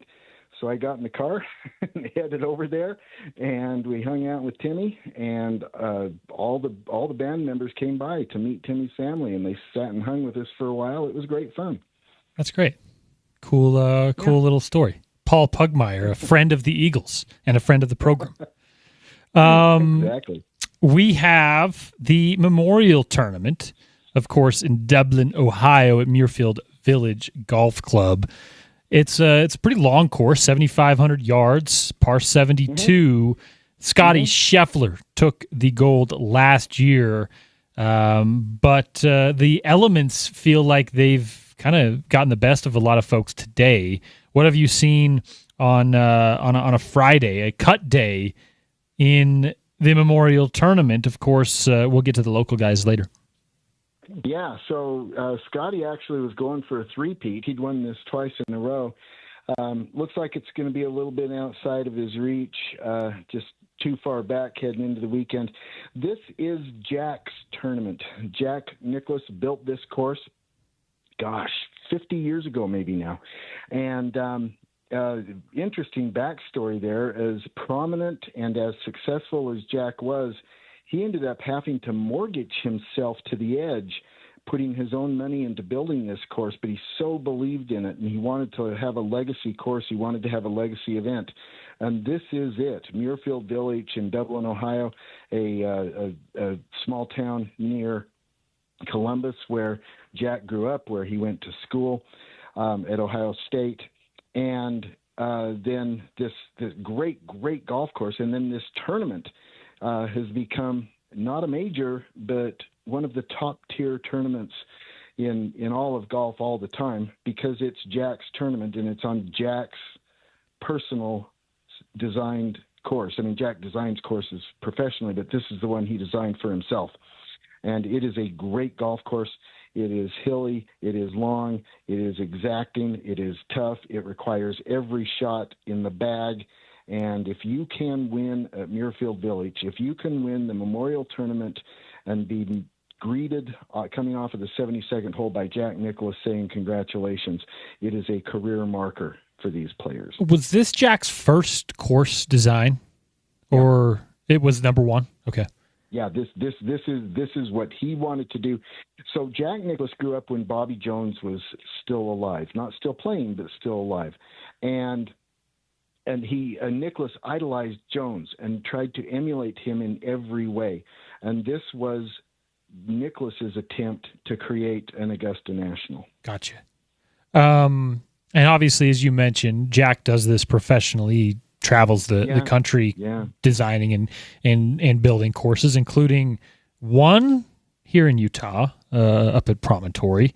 What's the signature of a Jack Nicklaus course? What makes it, something that stands out? Every designer, every artist, everyone who creates, whether it's a golf course or an art painting, kind of has a little signature touch. Is there something that stands out with Nicklaus courses? Absolutely. It's that it requires you to move the ball both ways. It requires you to go right to left, left to right. It requires you to hit high shots, low shots. It requires you to hit shots that will run along the ground into the green in some cases. It requires you to carry hazards. The point of a Jack Nicklaus course is that it purposefully, with great detailed thought and intention, asks for every shot in the bag. It asks for every club in the bag. That is something that Nicklaus, it was a marker of Nicklaus's game, that he could play all the shots, and he made it a marker of his courses, his designs. When it comes to this tournament, you mentioned it's not a major, but it's probably in that next tier. What other tournaments are like what I would say, I don't know, ancillary majors, honorable majors? It's the Memorial and what? Yeah. Well, the list starts with the players, and there's always a conversation: is the players the fifth major? I personally think it's the wrong question to ask and the wrong conversation to have. The Players is a great event all on its own. It has its own standing. It has its own personality. It has its own vaulted place in the golf ecosphere. It shouldn't even try to be the fifth major. It should try to be the only Players Championship, the first and only Players Championship. So things that aren't majors that really matter, there's the Players. That's where it all starts with. What Memorial happened? Tournament. Oh, yeah, go ahead. Oh, go ahead. No, you're good. I was going to say Memorial Tournament is on the list right below that. So is Arnie's tournament at Bay Hill. And again, because it's Arnold Palmer's tournament, right? And then you go to Tiger's tournament at Riviera, which, by the way, that's where the women are playing this week for the U.S. Women's Open. Sarah, are you watching the women at Riviera?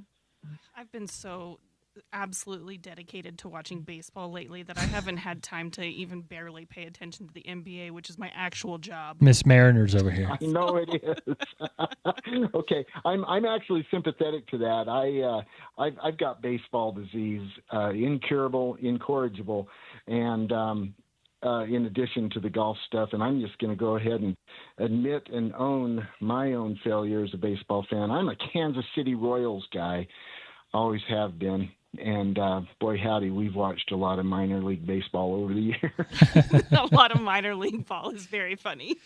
Yeah, Paul, I was curious of where this tournament stands kind of in the hierarchy after the majors. And that makes sense.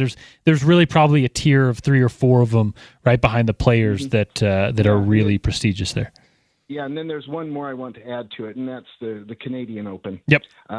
Because it is the national championship of a great sporting nation that has given us so many great athletes in so many sports, and for so many decades was our sibling until things started going sideways here a few years, last couple of years, but. Love the Canadians, love Canada. I've been up there. It's incredible. And I've actually been to Royal Montreal, which is the greatest of the Canadian courses.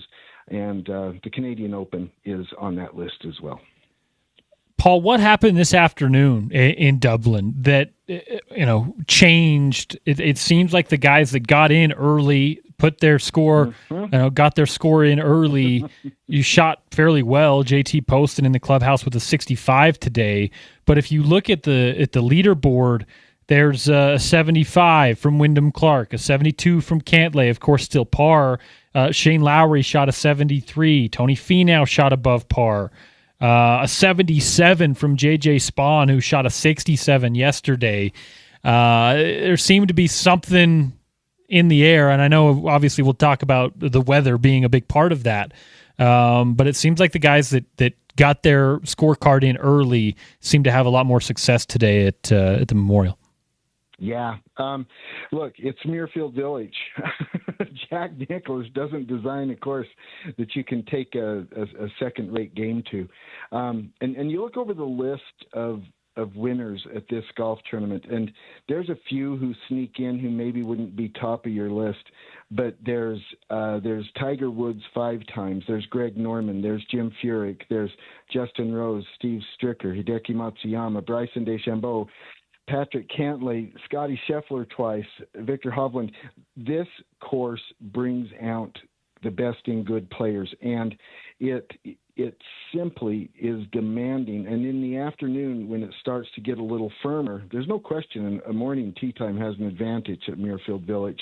And this will even out over the weekend when you're no longer going, in the morning wave, afternoon wave stuff. But the golf course is simply so demanding, and if it starts to dry out in the afternoon sun, and if the wind picks up even slightly, this course will kick you upside the head. What'd you see from Tony Finau yesterday? He is, even though he dropped 6 spots today with that 74, came into the day top 10 and looked pretty good in round 1. He is going to make the cut, and he is going to play in the weekend. We've been talking a lot about Tony's struggles as of late. Yeah. What did he do in round 1 to reverse that a little bit? Well, first of all, I want to note that he shot 74 and only dropped a few spots. Yeah, I mean, that speaks to how tough Muirfield is. I mean, Tony probably walked off the 18th green today shaking his head thinking I left a couple out there, but he also probably walked off 18 thinking, yeah, that's Muirfield Village. We have talked about how Tony needs to put together 4 rounds in a row, and he had not yet done that during this season until 2 weeks ago, and he did it. He put together 4 rounds in a row. So maybe he's getting over the hump there. I've really suspected that he had health issues. He had foot surgery last year. Foot surgery is so hard to recover from. Even if you're not an athlete, you're using your feet all day, every day, right? And it is so hard to recover from that kind of stuff. And I just think Tony didn't look right when I've seen him. But it looks like he's starting to get the stamina and the strength back. And so really 74 is not a terrible number in this tournament. And as he's still T14 with 2 rounds left to go. He's in striking distance, and we'll see how the weekend goes for him. But the big thing is seeing 4 days of solid golf from Tony. If he can do it a second time, okay, then a third time, and then his season turns around. Local golf. Give us the latest here in Utah. What to keep an eye on, and what we're keeping tabs on this weekend. We are in full metal jacket championship mode here in Utah golf right now. Salt Lake City Am was played this last weekend. It is one of the amateur majors in Utah. And again, the list of winners is a who's who list in Utah golf going back for decades. Devin Tovey won it this year, which is just a nice thing. He is a terrific player, an even better guy. I've known him for years. Everybody knows him in Utah golf. Everybody likes him. And he is a son of Bonneville. He grew up on that golf course. He's been hanging out there and playing there since he's 5 years old. And Devin Tovey won the Salt Lake City Am this past weekend. It's really a cool thing. He'll be on Utah Golf Radio in the morning. Just yesterday, the Utah Golf Association completed the Utah Mid-Am Championship. And that was a bit of a surprise there. A newcomer to Mid-Am Golf who had not built much of a record before now, guy from Brigham City named Dallin Wheatley, beat a hecka strong field list with great players right behind him up at the top of the leaderboard. But it was Dallin Wheatley who beat them all and won the Utah Mid-Am Championship. So that's really cool stuff there. And then This past week also, the UGA completed the women's senior floorball championship, and Corrine Larson, Molly Steffs win that. So 3 significant championships being held here locally in the last week. You alluded to a little bit of it there, but give the folks over the weekend a little preview of what they can hear on Utah Golf Radio and where they can find you. We are on ESPN 700 every Saturday morning from 8 until 10, and then we post a recording of the show on our Utah Golf Radio podcast so that you can listen to it there if you happen to miss the live show. And we will be recounting and talking to winners of all of these championships tomorrow on the show. That is Paul Pugmire. He, alongside our friend Jan, host Utah Golf Radio, as he mentioned, each and every Saturday here on the station. You can hear that tomorrow, 8 a.m. sharp. Wake up, have your morning with Paul and Jan and our friends here. We appreciate your time, Paul. I'm assuming you are playing some golf this weekend. Hit them straight. Let us know how it goes next week, huh? Thank you so much. Appreciate it, guys. Yep, Paul Pugmire. Always good to chat with him as we do each and every week for our Uinta Golf PGA Tour leaderboard update. Uinta Golf has been serving Utah since 1971. 5 locations here in the state with experienced service pros, custom club fitting, hitting bays, putting greens, and more. Get there for the latest deals on Ping, TaylorMade, Titleist, Callaway, Mizuno, and more. It is your Uinta Golf friends and your PGA Tour leaderboard update at the Memorial Tournament presented by Workday. They are at the Muirfield Village Golf Club in Dublin, Ohio. Jack's course and Jack's tournament. JT Poston in the clubhouse after round 2, 9 under. He carded a 7 under today to shoot up the leaderboard. He gained 7 spots. Ryan Gerard at 8 under after carding a 69 in round 2. Sam Burns moves up the leaderboard at 6 under. Those 3 probably your favorites to watch over the weekend. The only guys within 5 shots of the lead. Tommy Fleetwood at 4 under after he goes above par on this cut Friday. Eric Cole at 3 under, Xander Schauffele and Patrick Cantlay alongside Wyndham Clark at 2 under. Aaron Rye, who won last week, at 1 under, along with Alex Fitzpatrick, Shane Lowry, and Kurt Kitayama. And then at even, a whole bunch of guys, including our own Tony Finau, the only local on the course this weekend. He and J.J. Spawn and Keegan Bradley, Maverick McNeely, Taylor Pendrith, and Harry Hall all sit at an even par going into the weekend. Scotty Scheffler 1 over, as is Rory McIlroy, Matt Fitzpatrick, and a bunch of others sitting just above par. The cut line going into the weekend, the top 50 golfers moving on, it looks like +5 will be the cut line. So we'll pay attention there and give you the latest in the golf world tomorrow, 8 a.m. to 10 a.m. with our friend you just heard from. He is Paul Pugmire. On the other side, we'll switch gears, talk some NBA draft, talk some NBA finals, some Utah Jazz, of course, the Spurs and the Knicks, and plenty more with our friend James Barlow at Draft Junkie James. He joins the program on the other side, and we'll wrap things up after that. It is The Drive on a Friday. I am Porter Larson. That is Sarah Todd. We've taken over the studio from Spence Checketts, and he'll be back on Tuesday. I'll be in with Richard Smith on a Monday right here on Utah's #1 sports talk. In your home of the Utes, 90 days away from kickoff. It's ESPN 700 and 92.1 FM.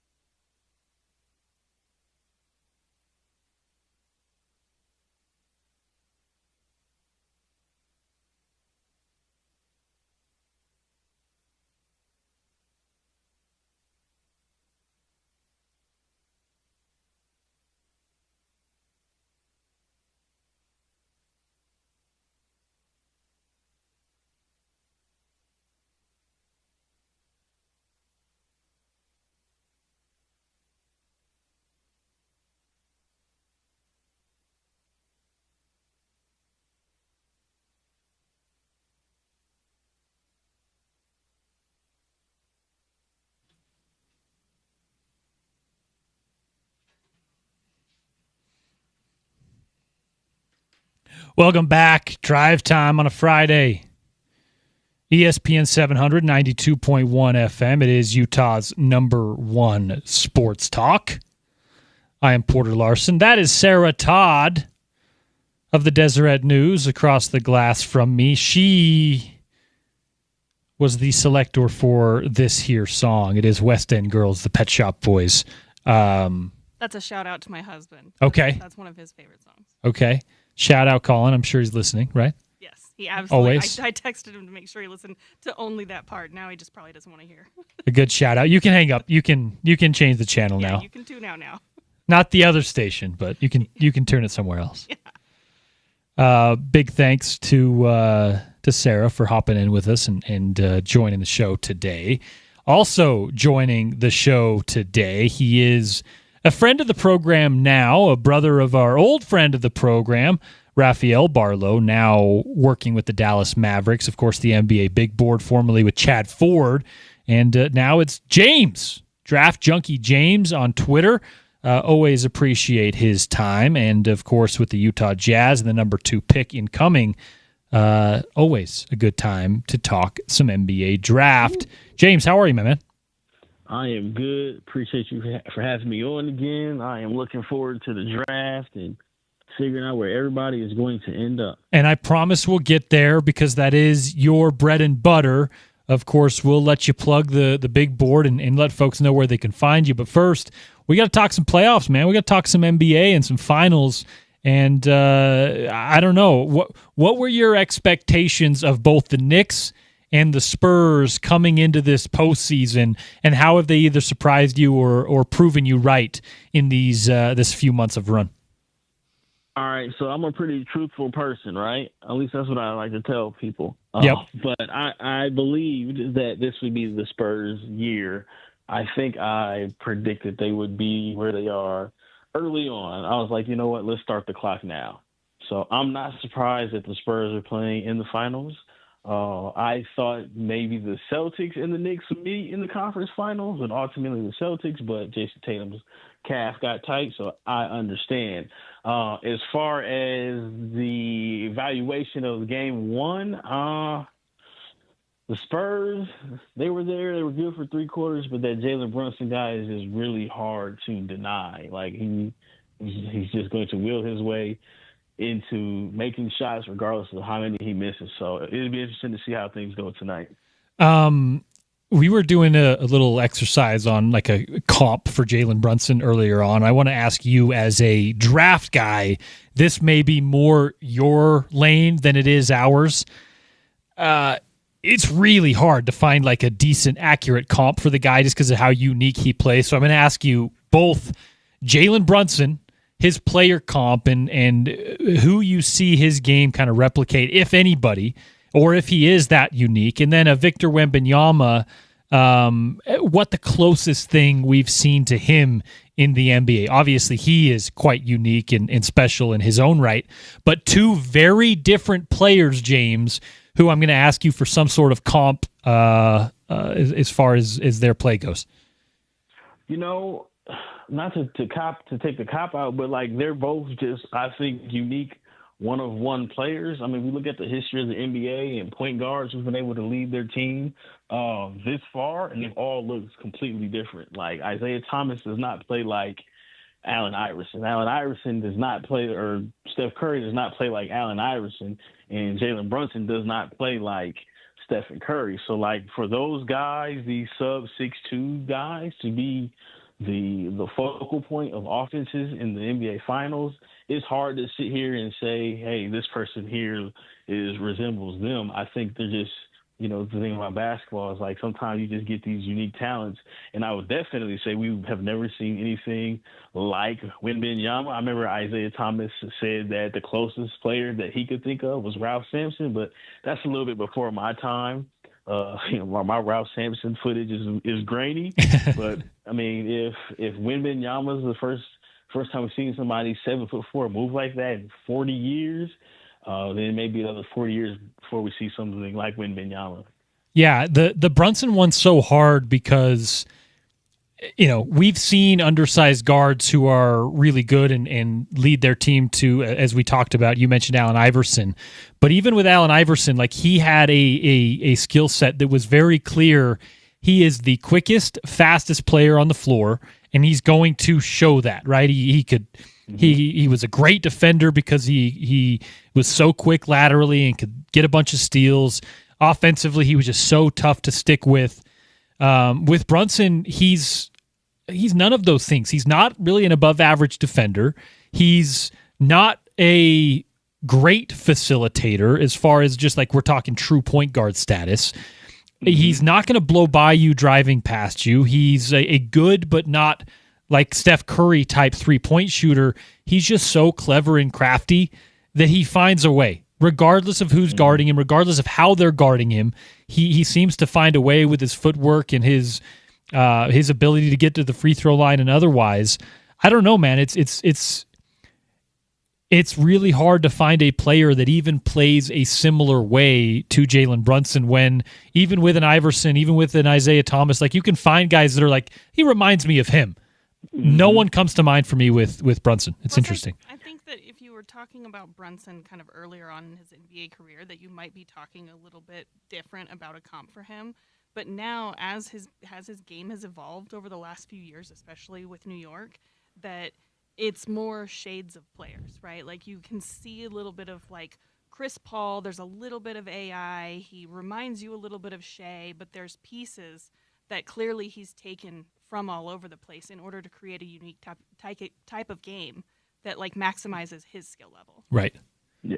And I will say, when you talk about these guys, Iverson, Isaiah Thomas, Curry, and Jalen Brunson, like they all have like this insane competitive fire that maybe comes with being a smaller guy playing in the NBA. Yeah. So like Isaiah Thomas was hobbling on 1 foot and he scores 20 points in a quarter against the Lakers. And then like no matter how many shots Steph Curry shoots, if he sees one go in, then a snowball can, happen. So I think that's the same way with Jalen Brunson. Like I think that the Spurs, they defended him well for 3 quarters. And he was hurt, but they defended him well. They contested shots, but he sees a couple of them go in, and then the confidence grows, and like that rim just seems to expand, and he's hard to stop in the fourth quarter because he has so much stuff to his game. It's like, what do you prepare for? And yeah, the Wembanyama one's almost impossible just because from a physical standpoint, we've never seen anything like this. Ralph Sampson's a decent one because he is a 7. I think Ralph was 7'2", and he could shoot it a little bit. He could handle it a little bit. Athletic guy, but nothing like what we're seeing from Victor Wembanyama. I think that the best comp for Victor Wembanyama is almost more Kevin Durant. Yeah, I was about to say. But then he's 7 inches taller than that guy, and it's just it's almost ridiculous watching some of the things he does on the floor. I do remember. Actually, I don't remember, but I remember watching on YouTube over and over again Manute Bol when he just started randomly hitting jump shots. Yes. Now, let's be clear, Manute never got to a point where he could handle the ball. And, I mean, imagine Manute Bol running a pick and roll as the ball handler, right? There was not the same finesse. But when he was hitting those jump shots, everyone was like, it was a phenomenon, right? And it was fluky. With Victor Wembanyama, that's just how he plays, which it just goes to show how unique and special he is. When your comp is a Kevin Durant or maybe a Kevin Garnett and maybe a combination of the two, but you're 7'5", just watch out. The league has got some problems for the next decade or more. Yeah. James, since you are a draft guy, I'm sure you watched plenty of Villanova hoops back in the day when Jalen Brunson, Josh Hart, and Mikal Bridges were all on the same team and winning a national championship. How much value does that have versus maybe having that experience in the NBA? Or I'm not sure I've ever seen what is, the majority of a starting 5 at the college level now playing on the same team in the NBA. First off, it's a really, really cool story. But from a hoop standpoint, how can you value and quantify just knowing each other that well on the floor. It seems to really be a good part of the glue for this Knicks team. Again, we're talking about unprecedented territory. Like, I can't imagine any other circumstance where you can replicate where 3 of the 5 guys played together, won a national championship in college, and now at the highest level, they're here 3 games away from winning an NBA championship. I'm trying to think the closest thing that I could. I know the Bullets, back when they were the Bullets, Chris Webber and Juwan Howard played on the same team. After playing it, they broke that team up rather quickly. Everything about Jalen Brunson is just unique. It's going to be a great Disney story in about 20 years where we figure out who's going to play him. It's like, we're telling our grandkids, like, there's this 6'1" guard who probably doesn't dunk, sure, and he outwilled everyone. He did it with 2 of his friends. Oh man, that the Disney version of this is just going to include so much Chris Jenkins erasure, and that just feels sad to me. Right. Hopefully he's on the staff writing this That's movie. what I'm saying. I'm like, have the Knicks thought about just putting Chris Jenkins on the staff for the vibes? Get him back. At least let him appear at the trophy ceremony if they close it out in New York, something. Yeah, bring back Dante, bring back Chris Jenkins, bring back Jay Wright, and just let him be there too. Hey, go for all the vibes. James, I'm a draft junkie, and so frankly, can't believe that our paths have not crossed at this point, being a beat writer and you being draft junkie James. I'm interested to know what you think or what you've been hearing about guys who are rising maybe in that 4 to 10 tier of the first round, and like who's kind of rising to the top. A couple of things that I've heard have been like Caleb Wilson and Kingston Flemings have just been absolutely knocking interviews out of the park since the combine. Mm-hmm. And when they're talking to teams, and like character, maturity, those kinds of things go a long way kind of at this point in the draft process. When guys are getting to kind of bring guys into their buildings, teams are meeting these guys and sitting down with them a while. I'm just wondering what you're hearing kind of in that range. So I've been hearing good things about Michael Brown Jr. Obviously, the back injury seemingly is behind him. I know he worked out. He was in Utah last week. I know that for sure. He was. He was in Chicago a couple of days ago. I believe he has Brooklyn and the Clippers still. So for him to be working out in the 2 to 6 range, right, speaks a lot, considering he didn't have the best statistical season of the point guards when you talk about Darius Acuff. I know he worked out for Chicago as well. But Darius Acuff, Kingston Flemings, and Michael, you'd ask who was the top point guard coming out of this draft probably 3 months ago. I think the majority of the people thought Michael Brown would have been third. And again, he did have the back injury. He didn't shoot the ball. But I believe that he was the best prospect long-term of those guys this entire time. I know you interviewed well, very strong combine showing he was almost 6'5" in shoes. But he's a name. And then also I keep hearing about Nate Ament. And again, that's kind of like where are you at on Nate Ament? He obviously was a top 5 kid coming out of high school. Didn't have the best season, but again, if you look at him and what he is, he's 6'10". We think he can shoot better than what he did at Tennessee. We think he's a good ball handler. I mean, when you take into account that kind of size and that kind of shooting potential, he should very much so be a top 10 pick. So it doesn't surprise me that there's rumors that Brooklyn would be interested, because they need as many talented guys as they possibly can. But I keep hearing about Michael Brown, definitely hearing about Nate Ament. And one person that I'm interested in, I need to see where he's going, but I'm interested in seeing how this will work for Abuka Okori. He's a very talented point guard from Stanford, and he didn't have the same fanfare as some of these other guys, but he averaged 23 for Stanford, and he measured well. He's almost impossible to keep out of the paint. He's an extremely talented guy. I think he's somebody that could be rising, but is still a little bit behind the scenes.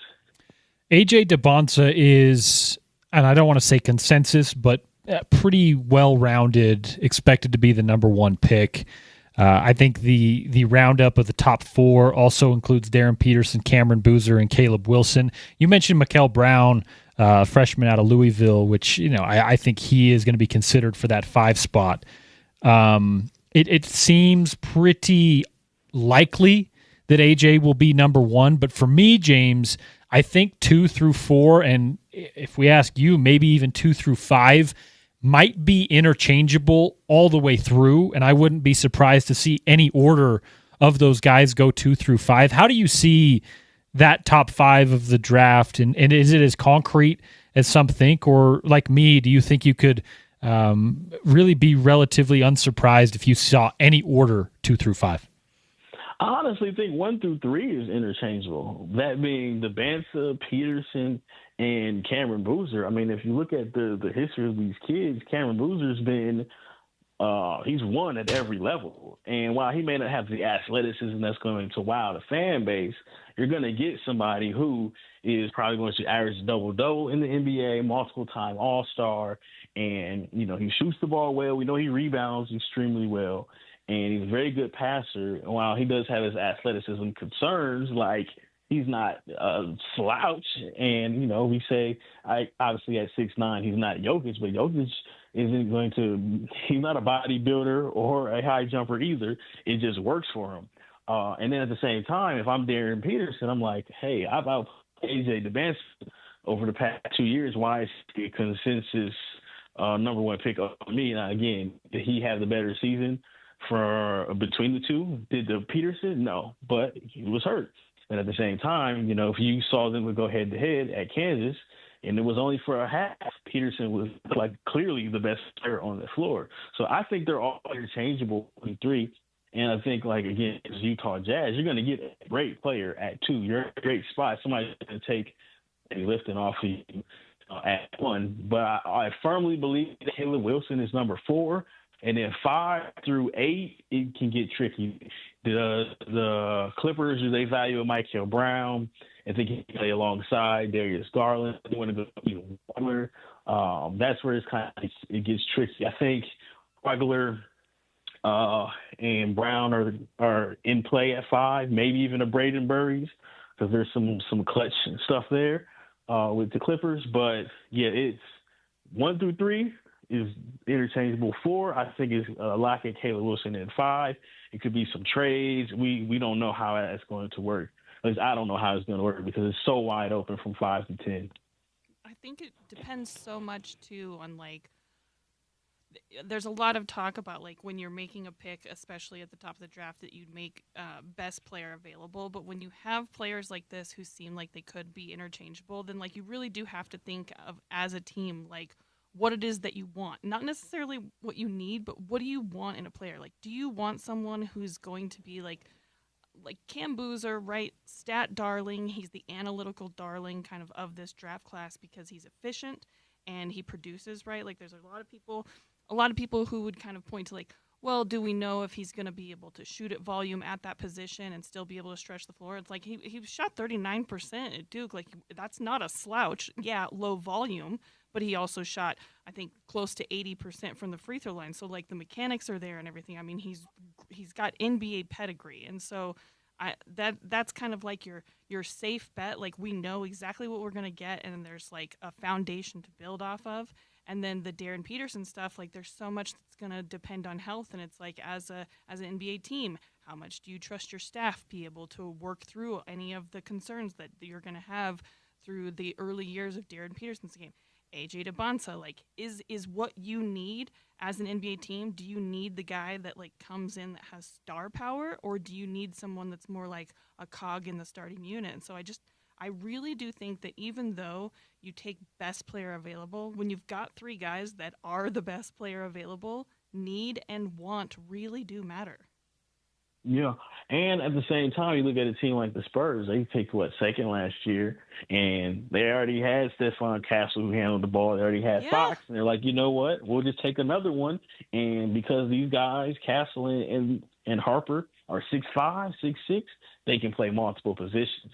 So I think that's personally where the NBA is going towards. That you've been hearing a lot of small point guards aren't this, small point guards aren't that. But we talked about Jalen Brunson, and if De'Aaron Fox is 28, he would fall under the small point guard regime if he would come out in this draft, because he was like 6'2" barefoot and 177. So it's like, I think you need a point guard. We need somebody who's going to make great decisions. Doesn't necessarily have to be a high assist guy, but we need a point guard, and we need 4 switchable wings who can shoot, pass, and dribble. And your big just kind of varies on the skill level that you have at the 5. But like I said, I honestly think that Darren Peterson can sit here and say, I'm better than these guys, and I averaged 20 with a bad will, and I shot 40%, almost 40% from 3, and I did that on one leg. Why is this person considered number 1 pick versus me? Yeah, and I've been hearing for years, right, like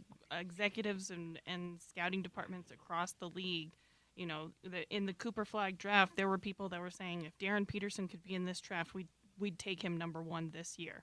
And so there are people who really believe that he can be generational. And I'll tell you things that absolutely always translate to the NBA, shooting and defense.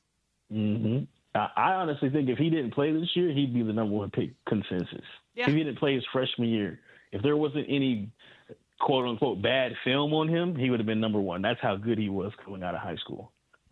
And as you guys mentioned, when all the guys are maybe interchangeable as far as their ceiling goes, as far as prospects go, it does come down to your team's needs, your team's fit, what you want on your roster, more particularly on the other side. And this was, you saw it with LeBron James for a decade when teams in the East were just drafting like big, physical, strong wings, trying to find an answer, trying to find something that could mix up that recipe. In the West right now, we're looking at the next 10 plus years potentially of a 7'5". Sometimes he might be taller than that now. That's why I don't think it's a mistake that the Utah Jazz have Jaren Jackson Jr., Lauri Markkanen, and Walker Kessler. And along those notes, how much do you think teams look at stuff like that when they're drafting? And does it give an Adai Mara a chance at being a top 10, 15 draft pick when you're looking at a player who you genuinely need, like unique, not just skill sets, but physical presences to oppose? Well, you know what? I think that the Adai Mara isn't the answer for how you figure out this Wembanyama situation. Because now, while he has the size and the strength, Wembanyama's going to be on the perimeter as well. Right. I think I look at a situation like, I honestly think not because it's the playoffs, but like Karl Anthony Towns has the offensive game to make Wembanyama more than a weak side shot blocker. When you look at Adai Mara, and obviously not the same player, but Isaiah Hartenstein, like Wembanyama can crowd the paint, and there was a graphic, he covered like 24 feet or something like that to contest. Yeah. Alexander's shot, like he can do that because he's playing defense on somebody in the dunker spot. Versus, Karl Anthony Towns can shoot the 3, but not only can he shoot the 3, he can put the ball on the ground. And now that makes Wembanyama's job on the defensive end that much harder. I almost think that you're more equipped to defend the Wembanyamas of the world with Jaren Jackson, somebody who you're going to give up. You're always going to give up height with Wembanyama, right? But he can match him he can make him work on the offensive end, at least make him guard him on the offensive end, and he has the lateral mobility to defend him on the defensive end.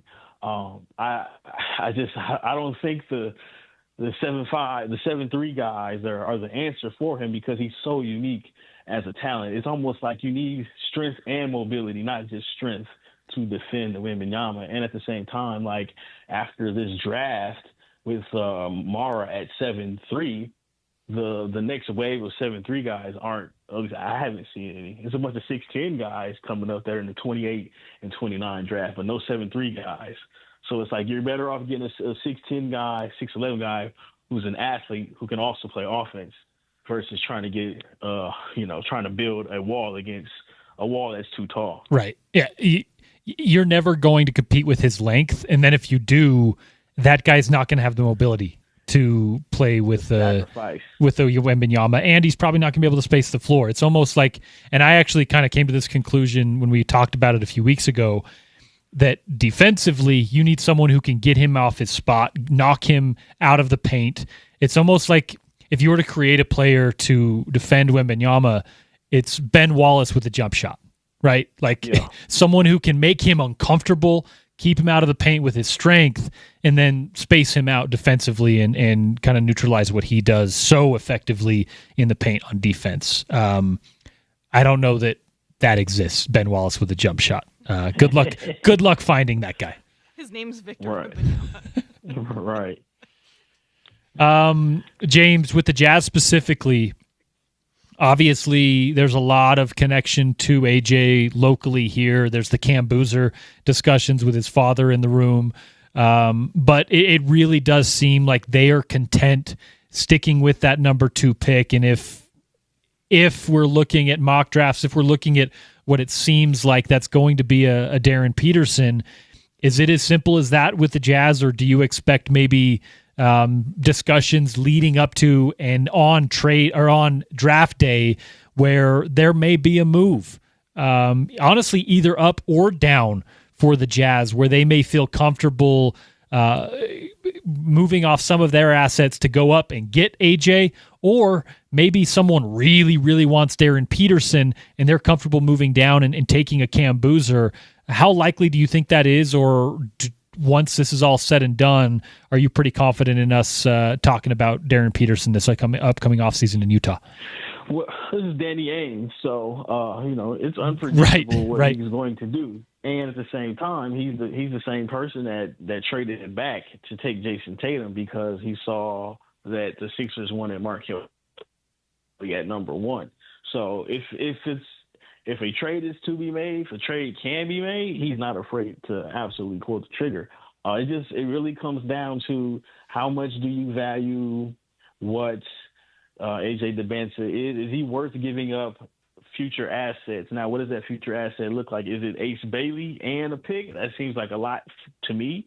While as great as DeBanza is he worth that and another potential 20-point-per-game guy in the future who's just 19 years old? I don't know.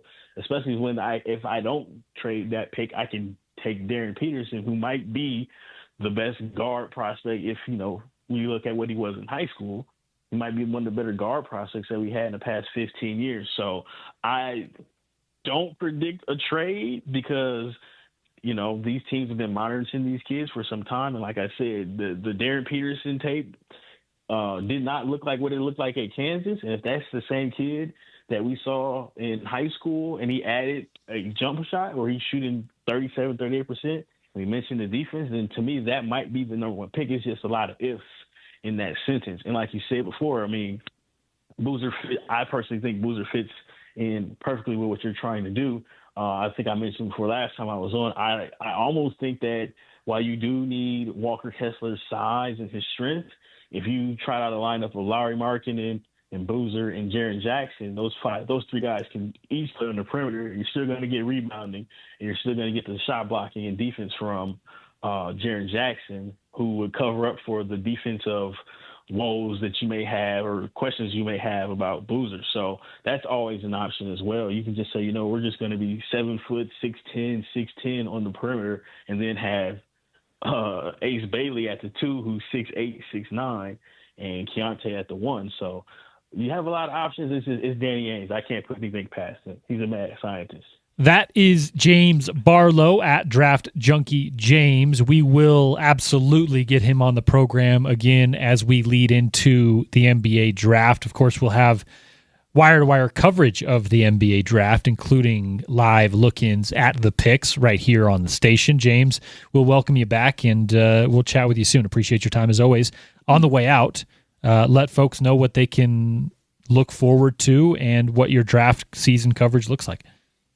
So I am at Draft Junkie James on Twitter, and I am at NBA Draft Junkies on YouTube, and I am at NBA Big Board on Substack right now. I am currently putting out these video sky reports on these guys. They're probably between 6 to 10 minutes long, nothing too crazy. but it's basically giving you the strengths and the weaknesses of these guys, at least from my point of view. Something that's I wanted to wait till the end of the season because then it's going to last a little longer, especially we're trying to figure out who's who.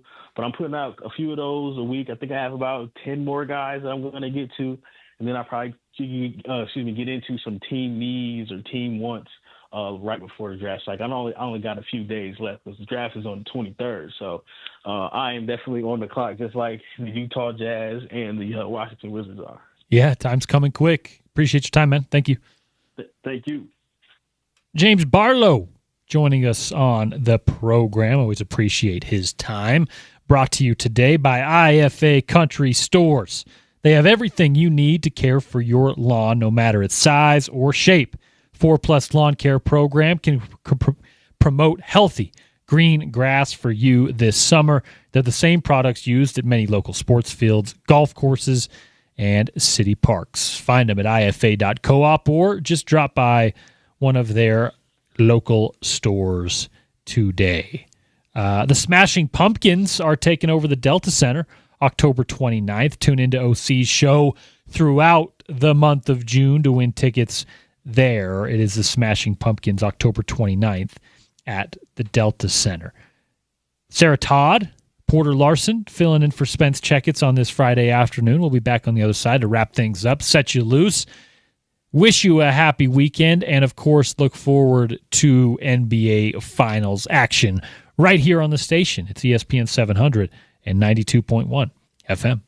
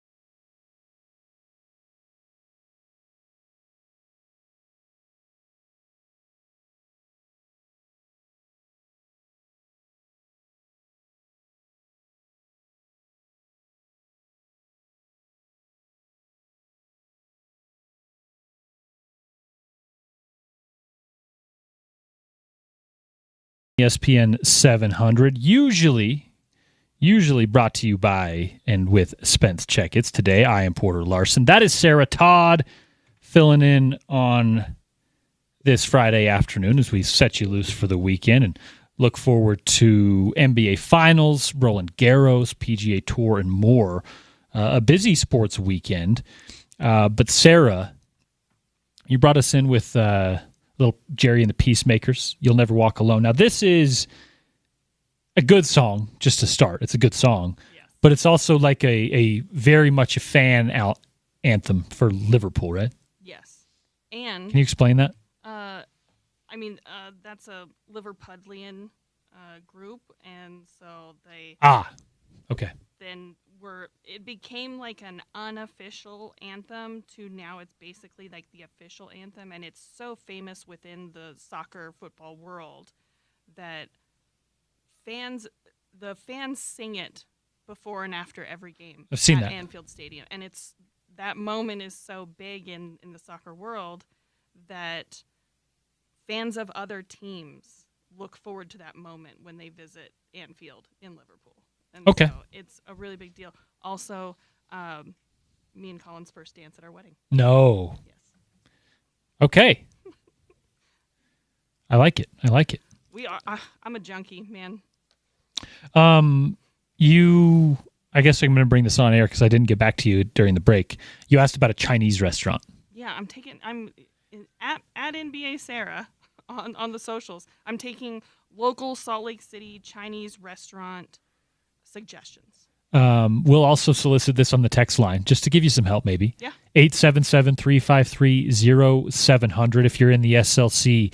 Let's keep it close-ish downtown. Yeah. Downtown, Sugar House, 33rd or closer, maybe. Sure, yeah. Give us your favorite Chinese restaurants. Are you sitting in? Are you taking out? What's the move? Takeout. I hardly ever enjoy actually being in a restaurant because I find that I want to be at home watching something. And tonight it's dual screen. I have to watch Game 2 of the finals and the Mariners are playing. So I don't have any time to be inside of a restaurant. So takeout, and like the important dish is Mongolian beef. Okay. When you look online, like it's what you'd expect. It's like P.F. Chang's, right. Jay Wong's. But I want to know, like, I've been here 6 years, and I don't think I've ever asked anyone to recommend a local Chinese spot, and so I would like that. I sometimes like to head down to Charlie Chow's right here, but it's more of like it's one you sit down at because they give you like the bar, and you can go make your own Mongolian style. Sure, okay. I don't know if I'm the one to ask here because I'm opening it up. I love Chinese food. Yeah. But I'm so partial to when we're talking like an Asian style food, I just end up going to get sushi every time. I'm allergic to fish. What?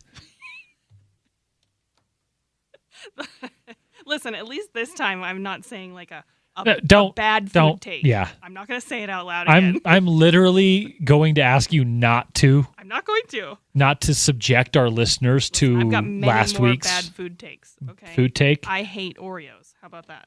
So. Sarah Todd. I actually don't. I don't really like chocolate. So. But yeah, I'm allergic to fish, so that was not a choice. Okay, so you're not going to Tsunami. You're not going to Sapa. You're not going out for any sushi or Japanese. You need like strictly. I do like going to Kyoto because they have like you can get soy paper wraps that have things that I can eat in them, and so like I don't like having to substitute a bunch of stuff. So when I find a sushi restaurant that has like a roll or something that caters to all of my horrible needs, that's nice. There's some Thai restaurants around here that I really like. Lakai Noodle House is pretty good. I love Shannon Thai.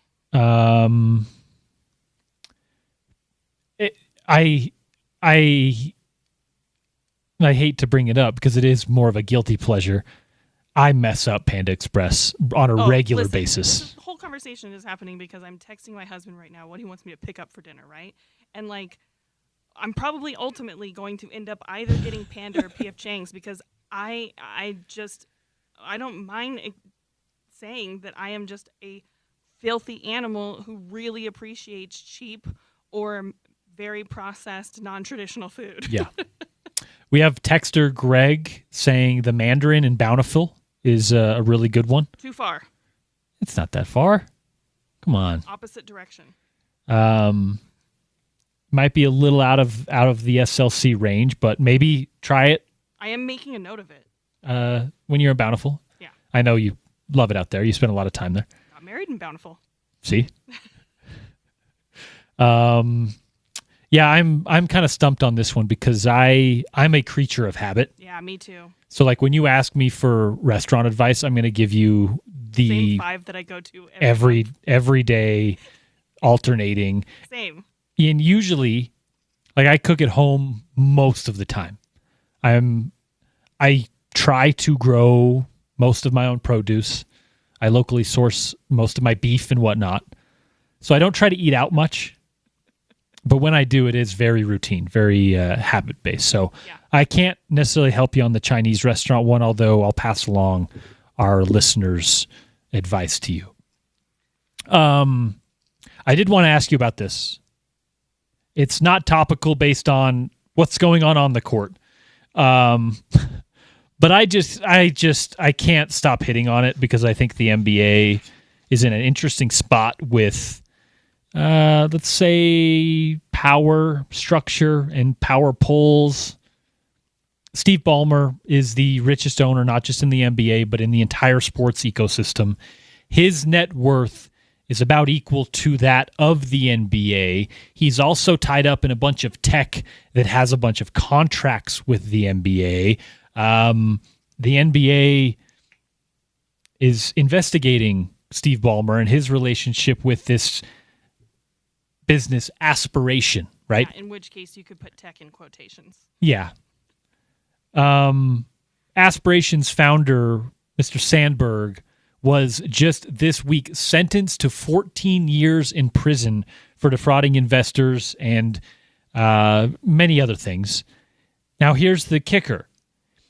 This 14-year sentence got kickstarted by whistleblowers who were explicitly talking about Sandberg's relationship with the LA Clippers and Kawhi Leonard's marketing deal. Yes. Still $50 million plus unanswered for. I've yet to hear a convincing reason for it, an actual, I guess, excuse for Steve Ballmer and Kawhi Leonard and the Clippers. I assume that we're going to hear about this shortly after the conclusion of the NBA season, but I'm curious where you stand on it, where we are now, and what you've heard in NBA circles, whispers of how they expect the league to approach this. It's very clearly a big issue. It's very clearly a Steve Ballmer issue, in my opinion, allegedly. It's also not the first time Steve Ballmer has been wrapped up in some sort of cap circumvention discussions. DeAndre Jordan, Kawhi Leonard the first time, and now this deal with aspiration. Now that Mr. Sandberg is literally going to spend a decade plus in prison over this debacle, and of course he's got other business fraud to answer for. Yeah, where are you with this whole story, and what have you heard whispers of around NBA circles about it? Yeah, a couple of things topically, right, that I think it was within the last couple of days that Adam Silver has commented and said that, he doesn't want to force the investigation along or force the hand of when that's supposed to end, but he did say that it needs to wrap up soon. And so I think that your timeline is probably right. They're probably going to want to do this. They probably don't want it. The NBA doesn't want this during the finals. Right. But they will probably want it to happen very, very soon thereafter, probably before the draft. And I think importantly, if we're talking about for the draft, I don't know if it would have any implications, but in the NBA's current collective bargaining agreement, teams who circumvent salary cap rules can be fined $7 million.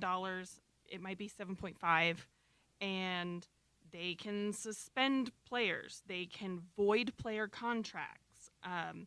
They can force teams to forfeit draft picks. And so there is kind of a wide range of punishments that could happen here for the team or the players involved. And I think that it just depends on how much involvement that they find that Kawhi had versus how much involvement the team had. And I think, the prison sentence for the Aspiration founder is probably great for the Clippers, right? Because they're like, we were also defrauded into believing these things. But this investigation has been going on for so many months at this point. And basically what I'm hearing around the league is just kind of frustration for people outside of the Clippers that are like, let's get this over with. And yeah, there needs to be a precedent set here. There needs to be some sort of sweeping statement made with the punishment that comes down. And so I really hope that the investigation doesn't just end up brushing this off as like, oh yeah, Aspiration, they were the ones at fault for everything, because it seems so clear that that's not the case. Adam Silver came into this league with the backdrop of the LA Clippers ownership change the first time. Yeah. And Donald Sterling. And he looked like an absolute boss for the way that he handled it. He did. And swiftly. But it was kind of easy when Donald Sterling was clearly and for a long time had been rumored to be a bad person who has no morals and no obligation or care for basketball. It was very clear to a lot of people around the league that he shouldn't be involved in the league. Yes. Adam Silver also had a hand in his successor, who is Steve Ballmer, who is kind of, by all accounts, his friend. Yes. And the richest owner in the history of sports. Yes. It is a very different dynamic, but I think that Adam Silver, not just with the Aspiration and the Clippers thing, but we can also get into the gambling stuff, he's got to be a boss again. Yes. He has done a good job over the last decade of, I think, being forward-thinking, being open to change, being open to, media and tech advancements. I think maybe to a fault in some cases. Yeah, I think there's been kind of he had a really high on his start when he took over after David Stern, and then it's been seen as the progressive league with him being at the helm of all of that. And then I think in recent years, like you're mentioning, to a fault, there's been kind of like is this guy really ready to push back on anything? Right. And so he needs something else to boost his profile, if nothing else. And I wonder how that plays out, because we're talking about a commissioner who right now can just point to his profit and loss statement and look and be like, hey, look, you can look at the ratings for the NBA playoffs this year, which I think largely have to do with, number one, Victor Wembanyama being a complete novelty and people wanting to watch him play. And a global superstar. And the most or second most popular franchise in the New York Knicks having this rise and being back in many ways, right? But he can still just point to that and be like, hey, we're doing fine. Yep.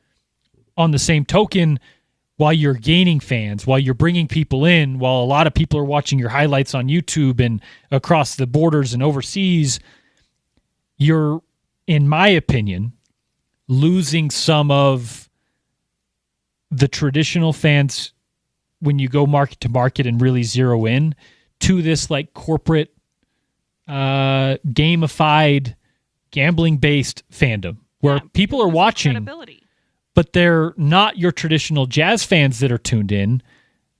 Grandma passed away 2 years ago. Yep. It's an 18-year-old with a DraftKings account that's pushing those numbers and watching the end of the game and giving you those ratings because he needs to see if his parlay hits, right? Yes. Not all the way. There's still plenty of basketball fans. I watch every game, don't gamble on any of them. Yep. But you combine that with the fact that there is a player, a current coach, multiple different players, both at the NBA level and at the college level, who have been involved with gambling schemes, shaving points in some cases,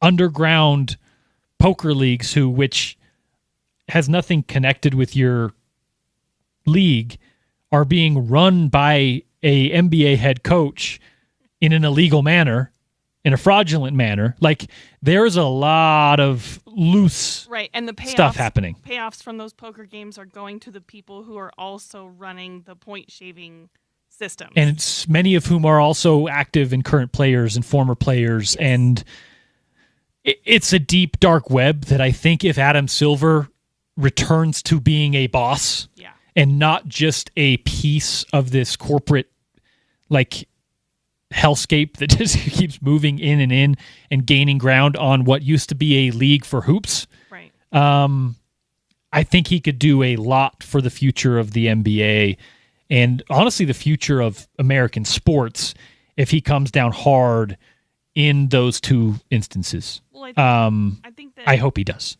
One of the things, right, is like when you welcome gambling into the NBA world, there are a lot of unintended consequences that you have to deal with, right? And I think that is what Adam Silver is dealing with by and large when we talk about gambling right now. That is separate from cap circumvention. Yes. Because you can waffle and say that, the percentage of bad things that are happening with gambling compared to revenue, blah, blah, blah, blah, blah. You can argue kind of away some of the unintended consequences of that, no matter how dirty and nasty they look for the game. There is a set of rules. There is a CBA. There are ways in which this is supposed to work, and when people do not follow the rules, they should be punished for it. Yep. And so I just think without a doubt you have to come down hard. I'm with you, and I hope that the NBA does. It would put a lot of hope in the league and I guess respect in the league back into my heart. Yes. Where it used to hold a very high place. Yeah. Even after the Donaghy stuff, even after we got into it, like, I think the league did a really good job of keeping the competitive balance and the competitive integrity in one place. That's where I think it does tie into the gambling stuff where, yes, it is off the floor, but you're literally buying a player who is going to go on the floor and affect those gambling partners, affect the outcomes of games. Right. Kawhi Leonard is one of the best players of this generation, and by all accounts, you have now, in two different occasions, let's say, worked some corners when it comes to getting him money. And listen, his party, his Uncle Dennis, whoever it may be, has a play in this, has a hand in this, but he's not responsible for it. The NBA, the ownership groups, the commissioner are. Right. There's a story today on ESPN from Baxter Holmes that kind of goes through the fact that the legal team that's running the investigation has interviewed Kawhi and Uncle Dennis and Steve Ballmer, that they've all been a part of this investigation. But like you said, there's just rules in place. Yep. And those rules govern how the teams operate the salary cap. And if those rules are broken, then it's the team's responsibility, and that means Steve Ballmer. And if you can't punish the richest owner in sports because he has really good lawyers and connections in circles around the league, then who's going to stop the next guy from doing it, 100%. Right? And that's, I think, where it starts to snowball and get out of control. All right, we got to roll. That is Sarah Todd. Big thank you to her for joining us on the program. At NBA Sarah in the pages of the Deseret News. Of course, you can find all her work there, and you can find her every week or so here on The Drive as well. For Sarah, I am Porter Larson. Bill Riley comes up next with Gordy Chiesa and Stevenson Sylvester, and then at 6 p.m., oh yes, NBA Finals action. It's Game 2. The Knicks and the Spurs, and it comes your way right here on Utah's #1 sports talk. It is ESPN 700 and 92.1 FM, brought to you today by Uinta Golf. You went to golf, serving Utah since 1971 with 5 locations in the state. Experienced service pros, custom club fitting, hitting bays, putting greens, and more. Get there for the latest deals on Ping, TaylorMade, Titleist, and more. And, hey, tune into our friends tomorrow for Utah Golf Radio. This is The Drive. No Spence Checketts. He'll be back on Tuesday. On a Monday, I'll be in with Richard Smitty Smith.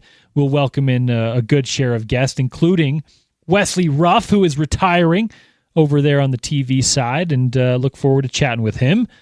We'll chat with you guys on a Monday after an NBA Finals, a Roland Garros final, and more right here on Utah's #1 sports talk, ESPN 700 and 92.1 FM.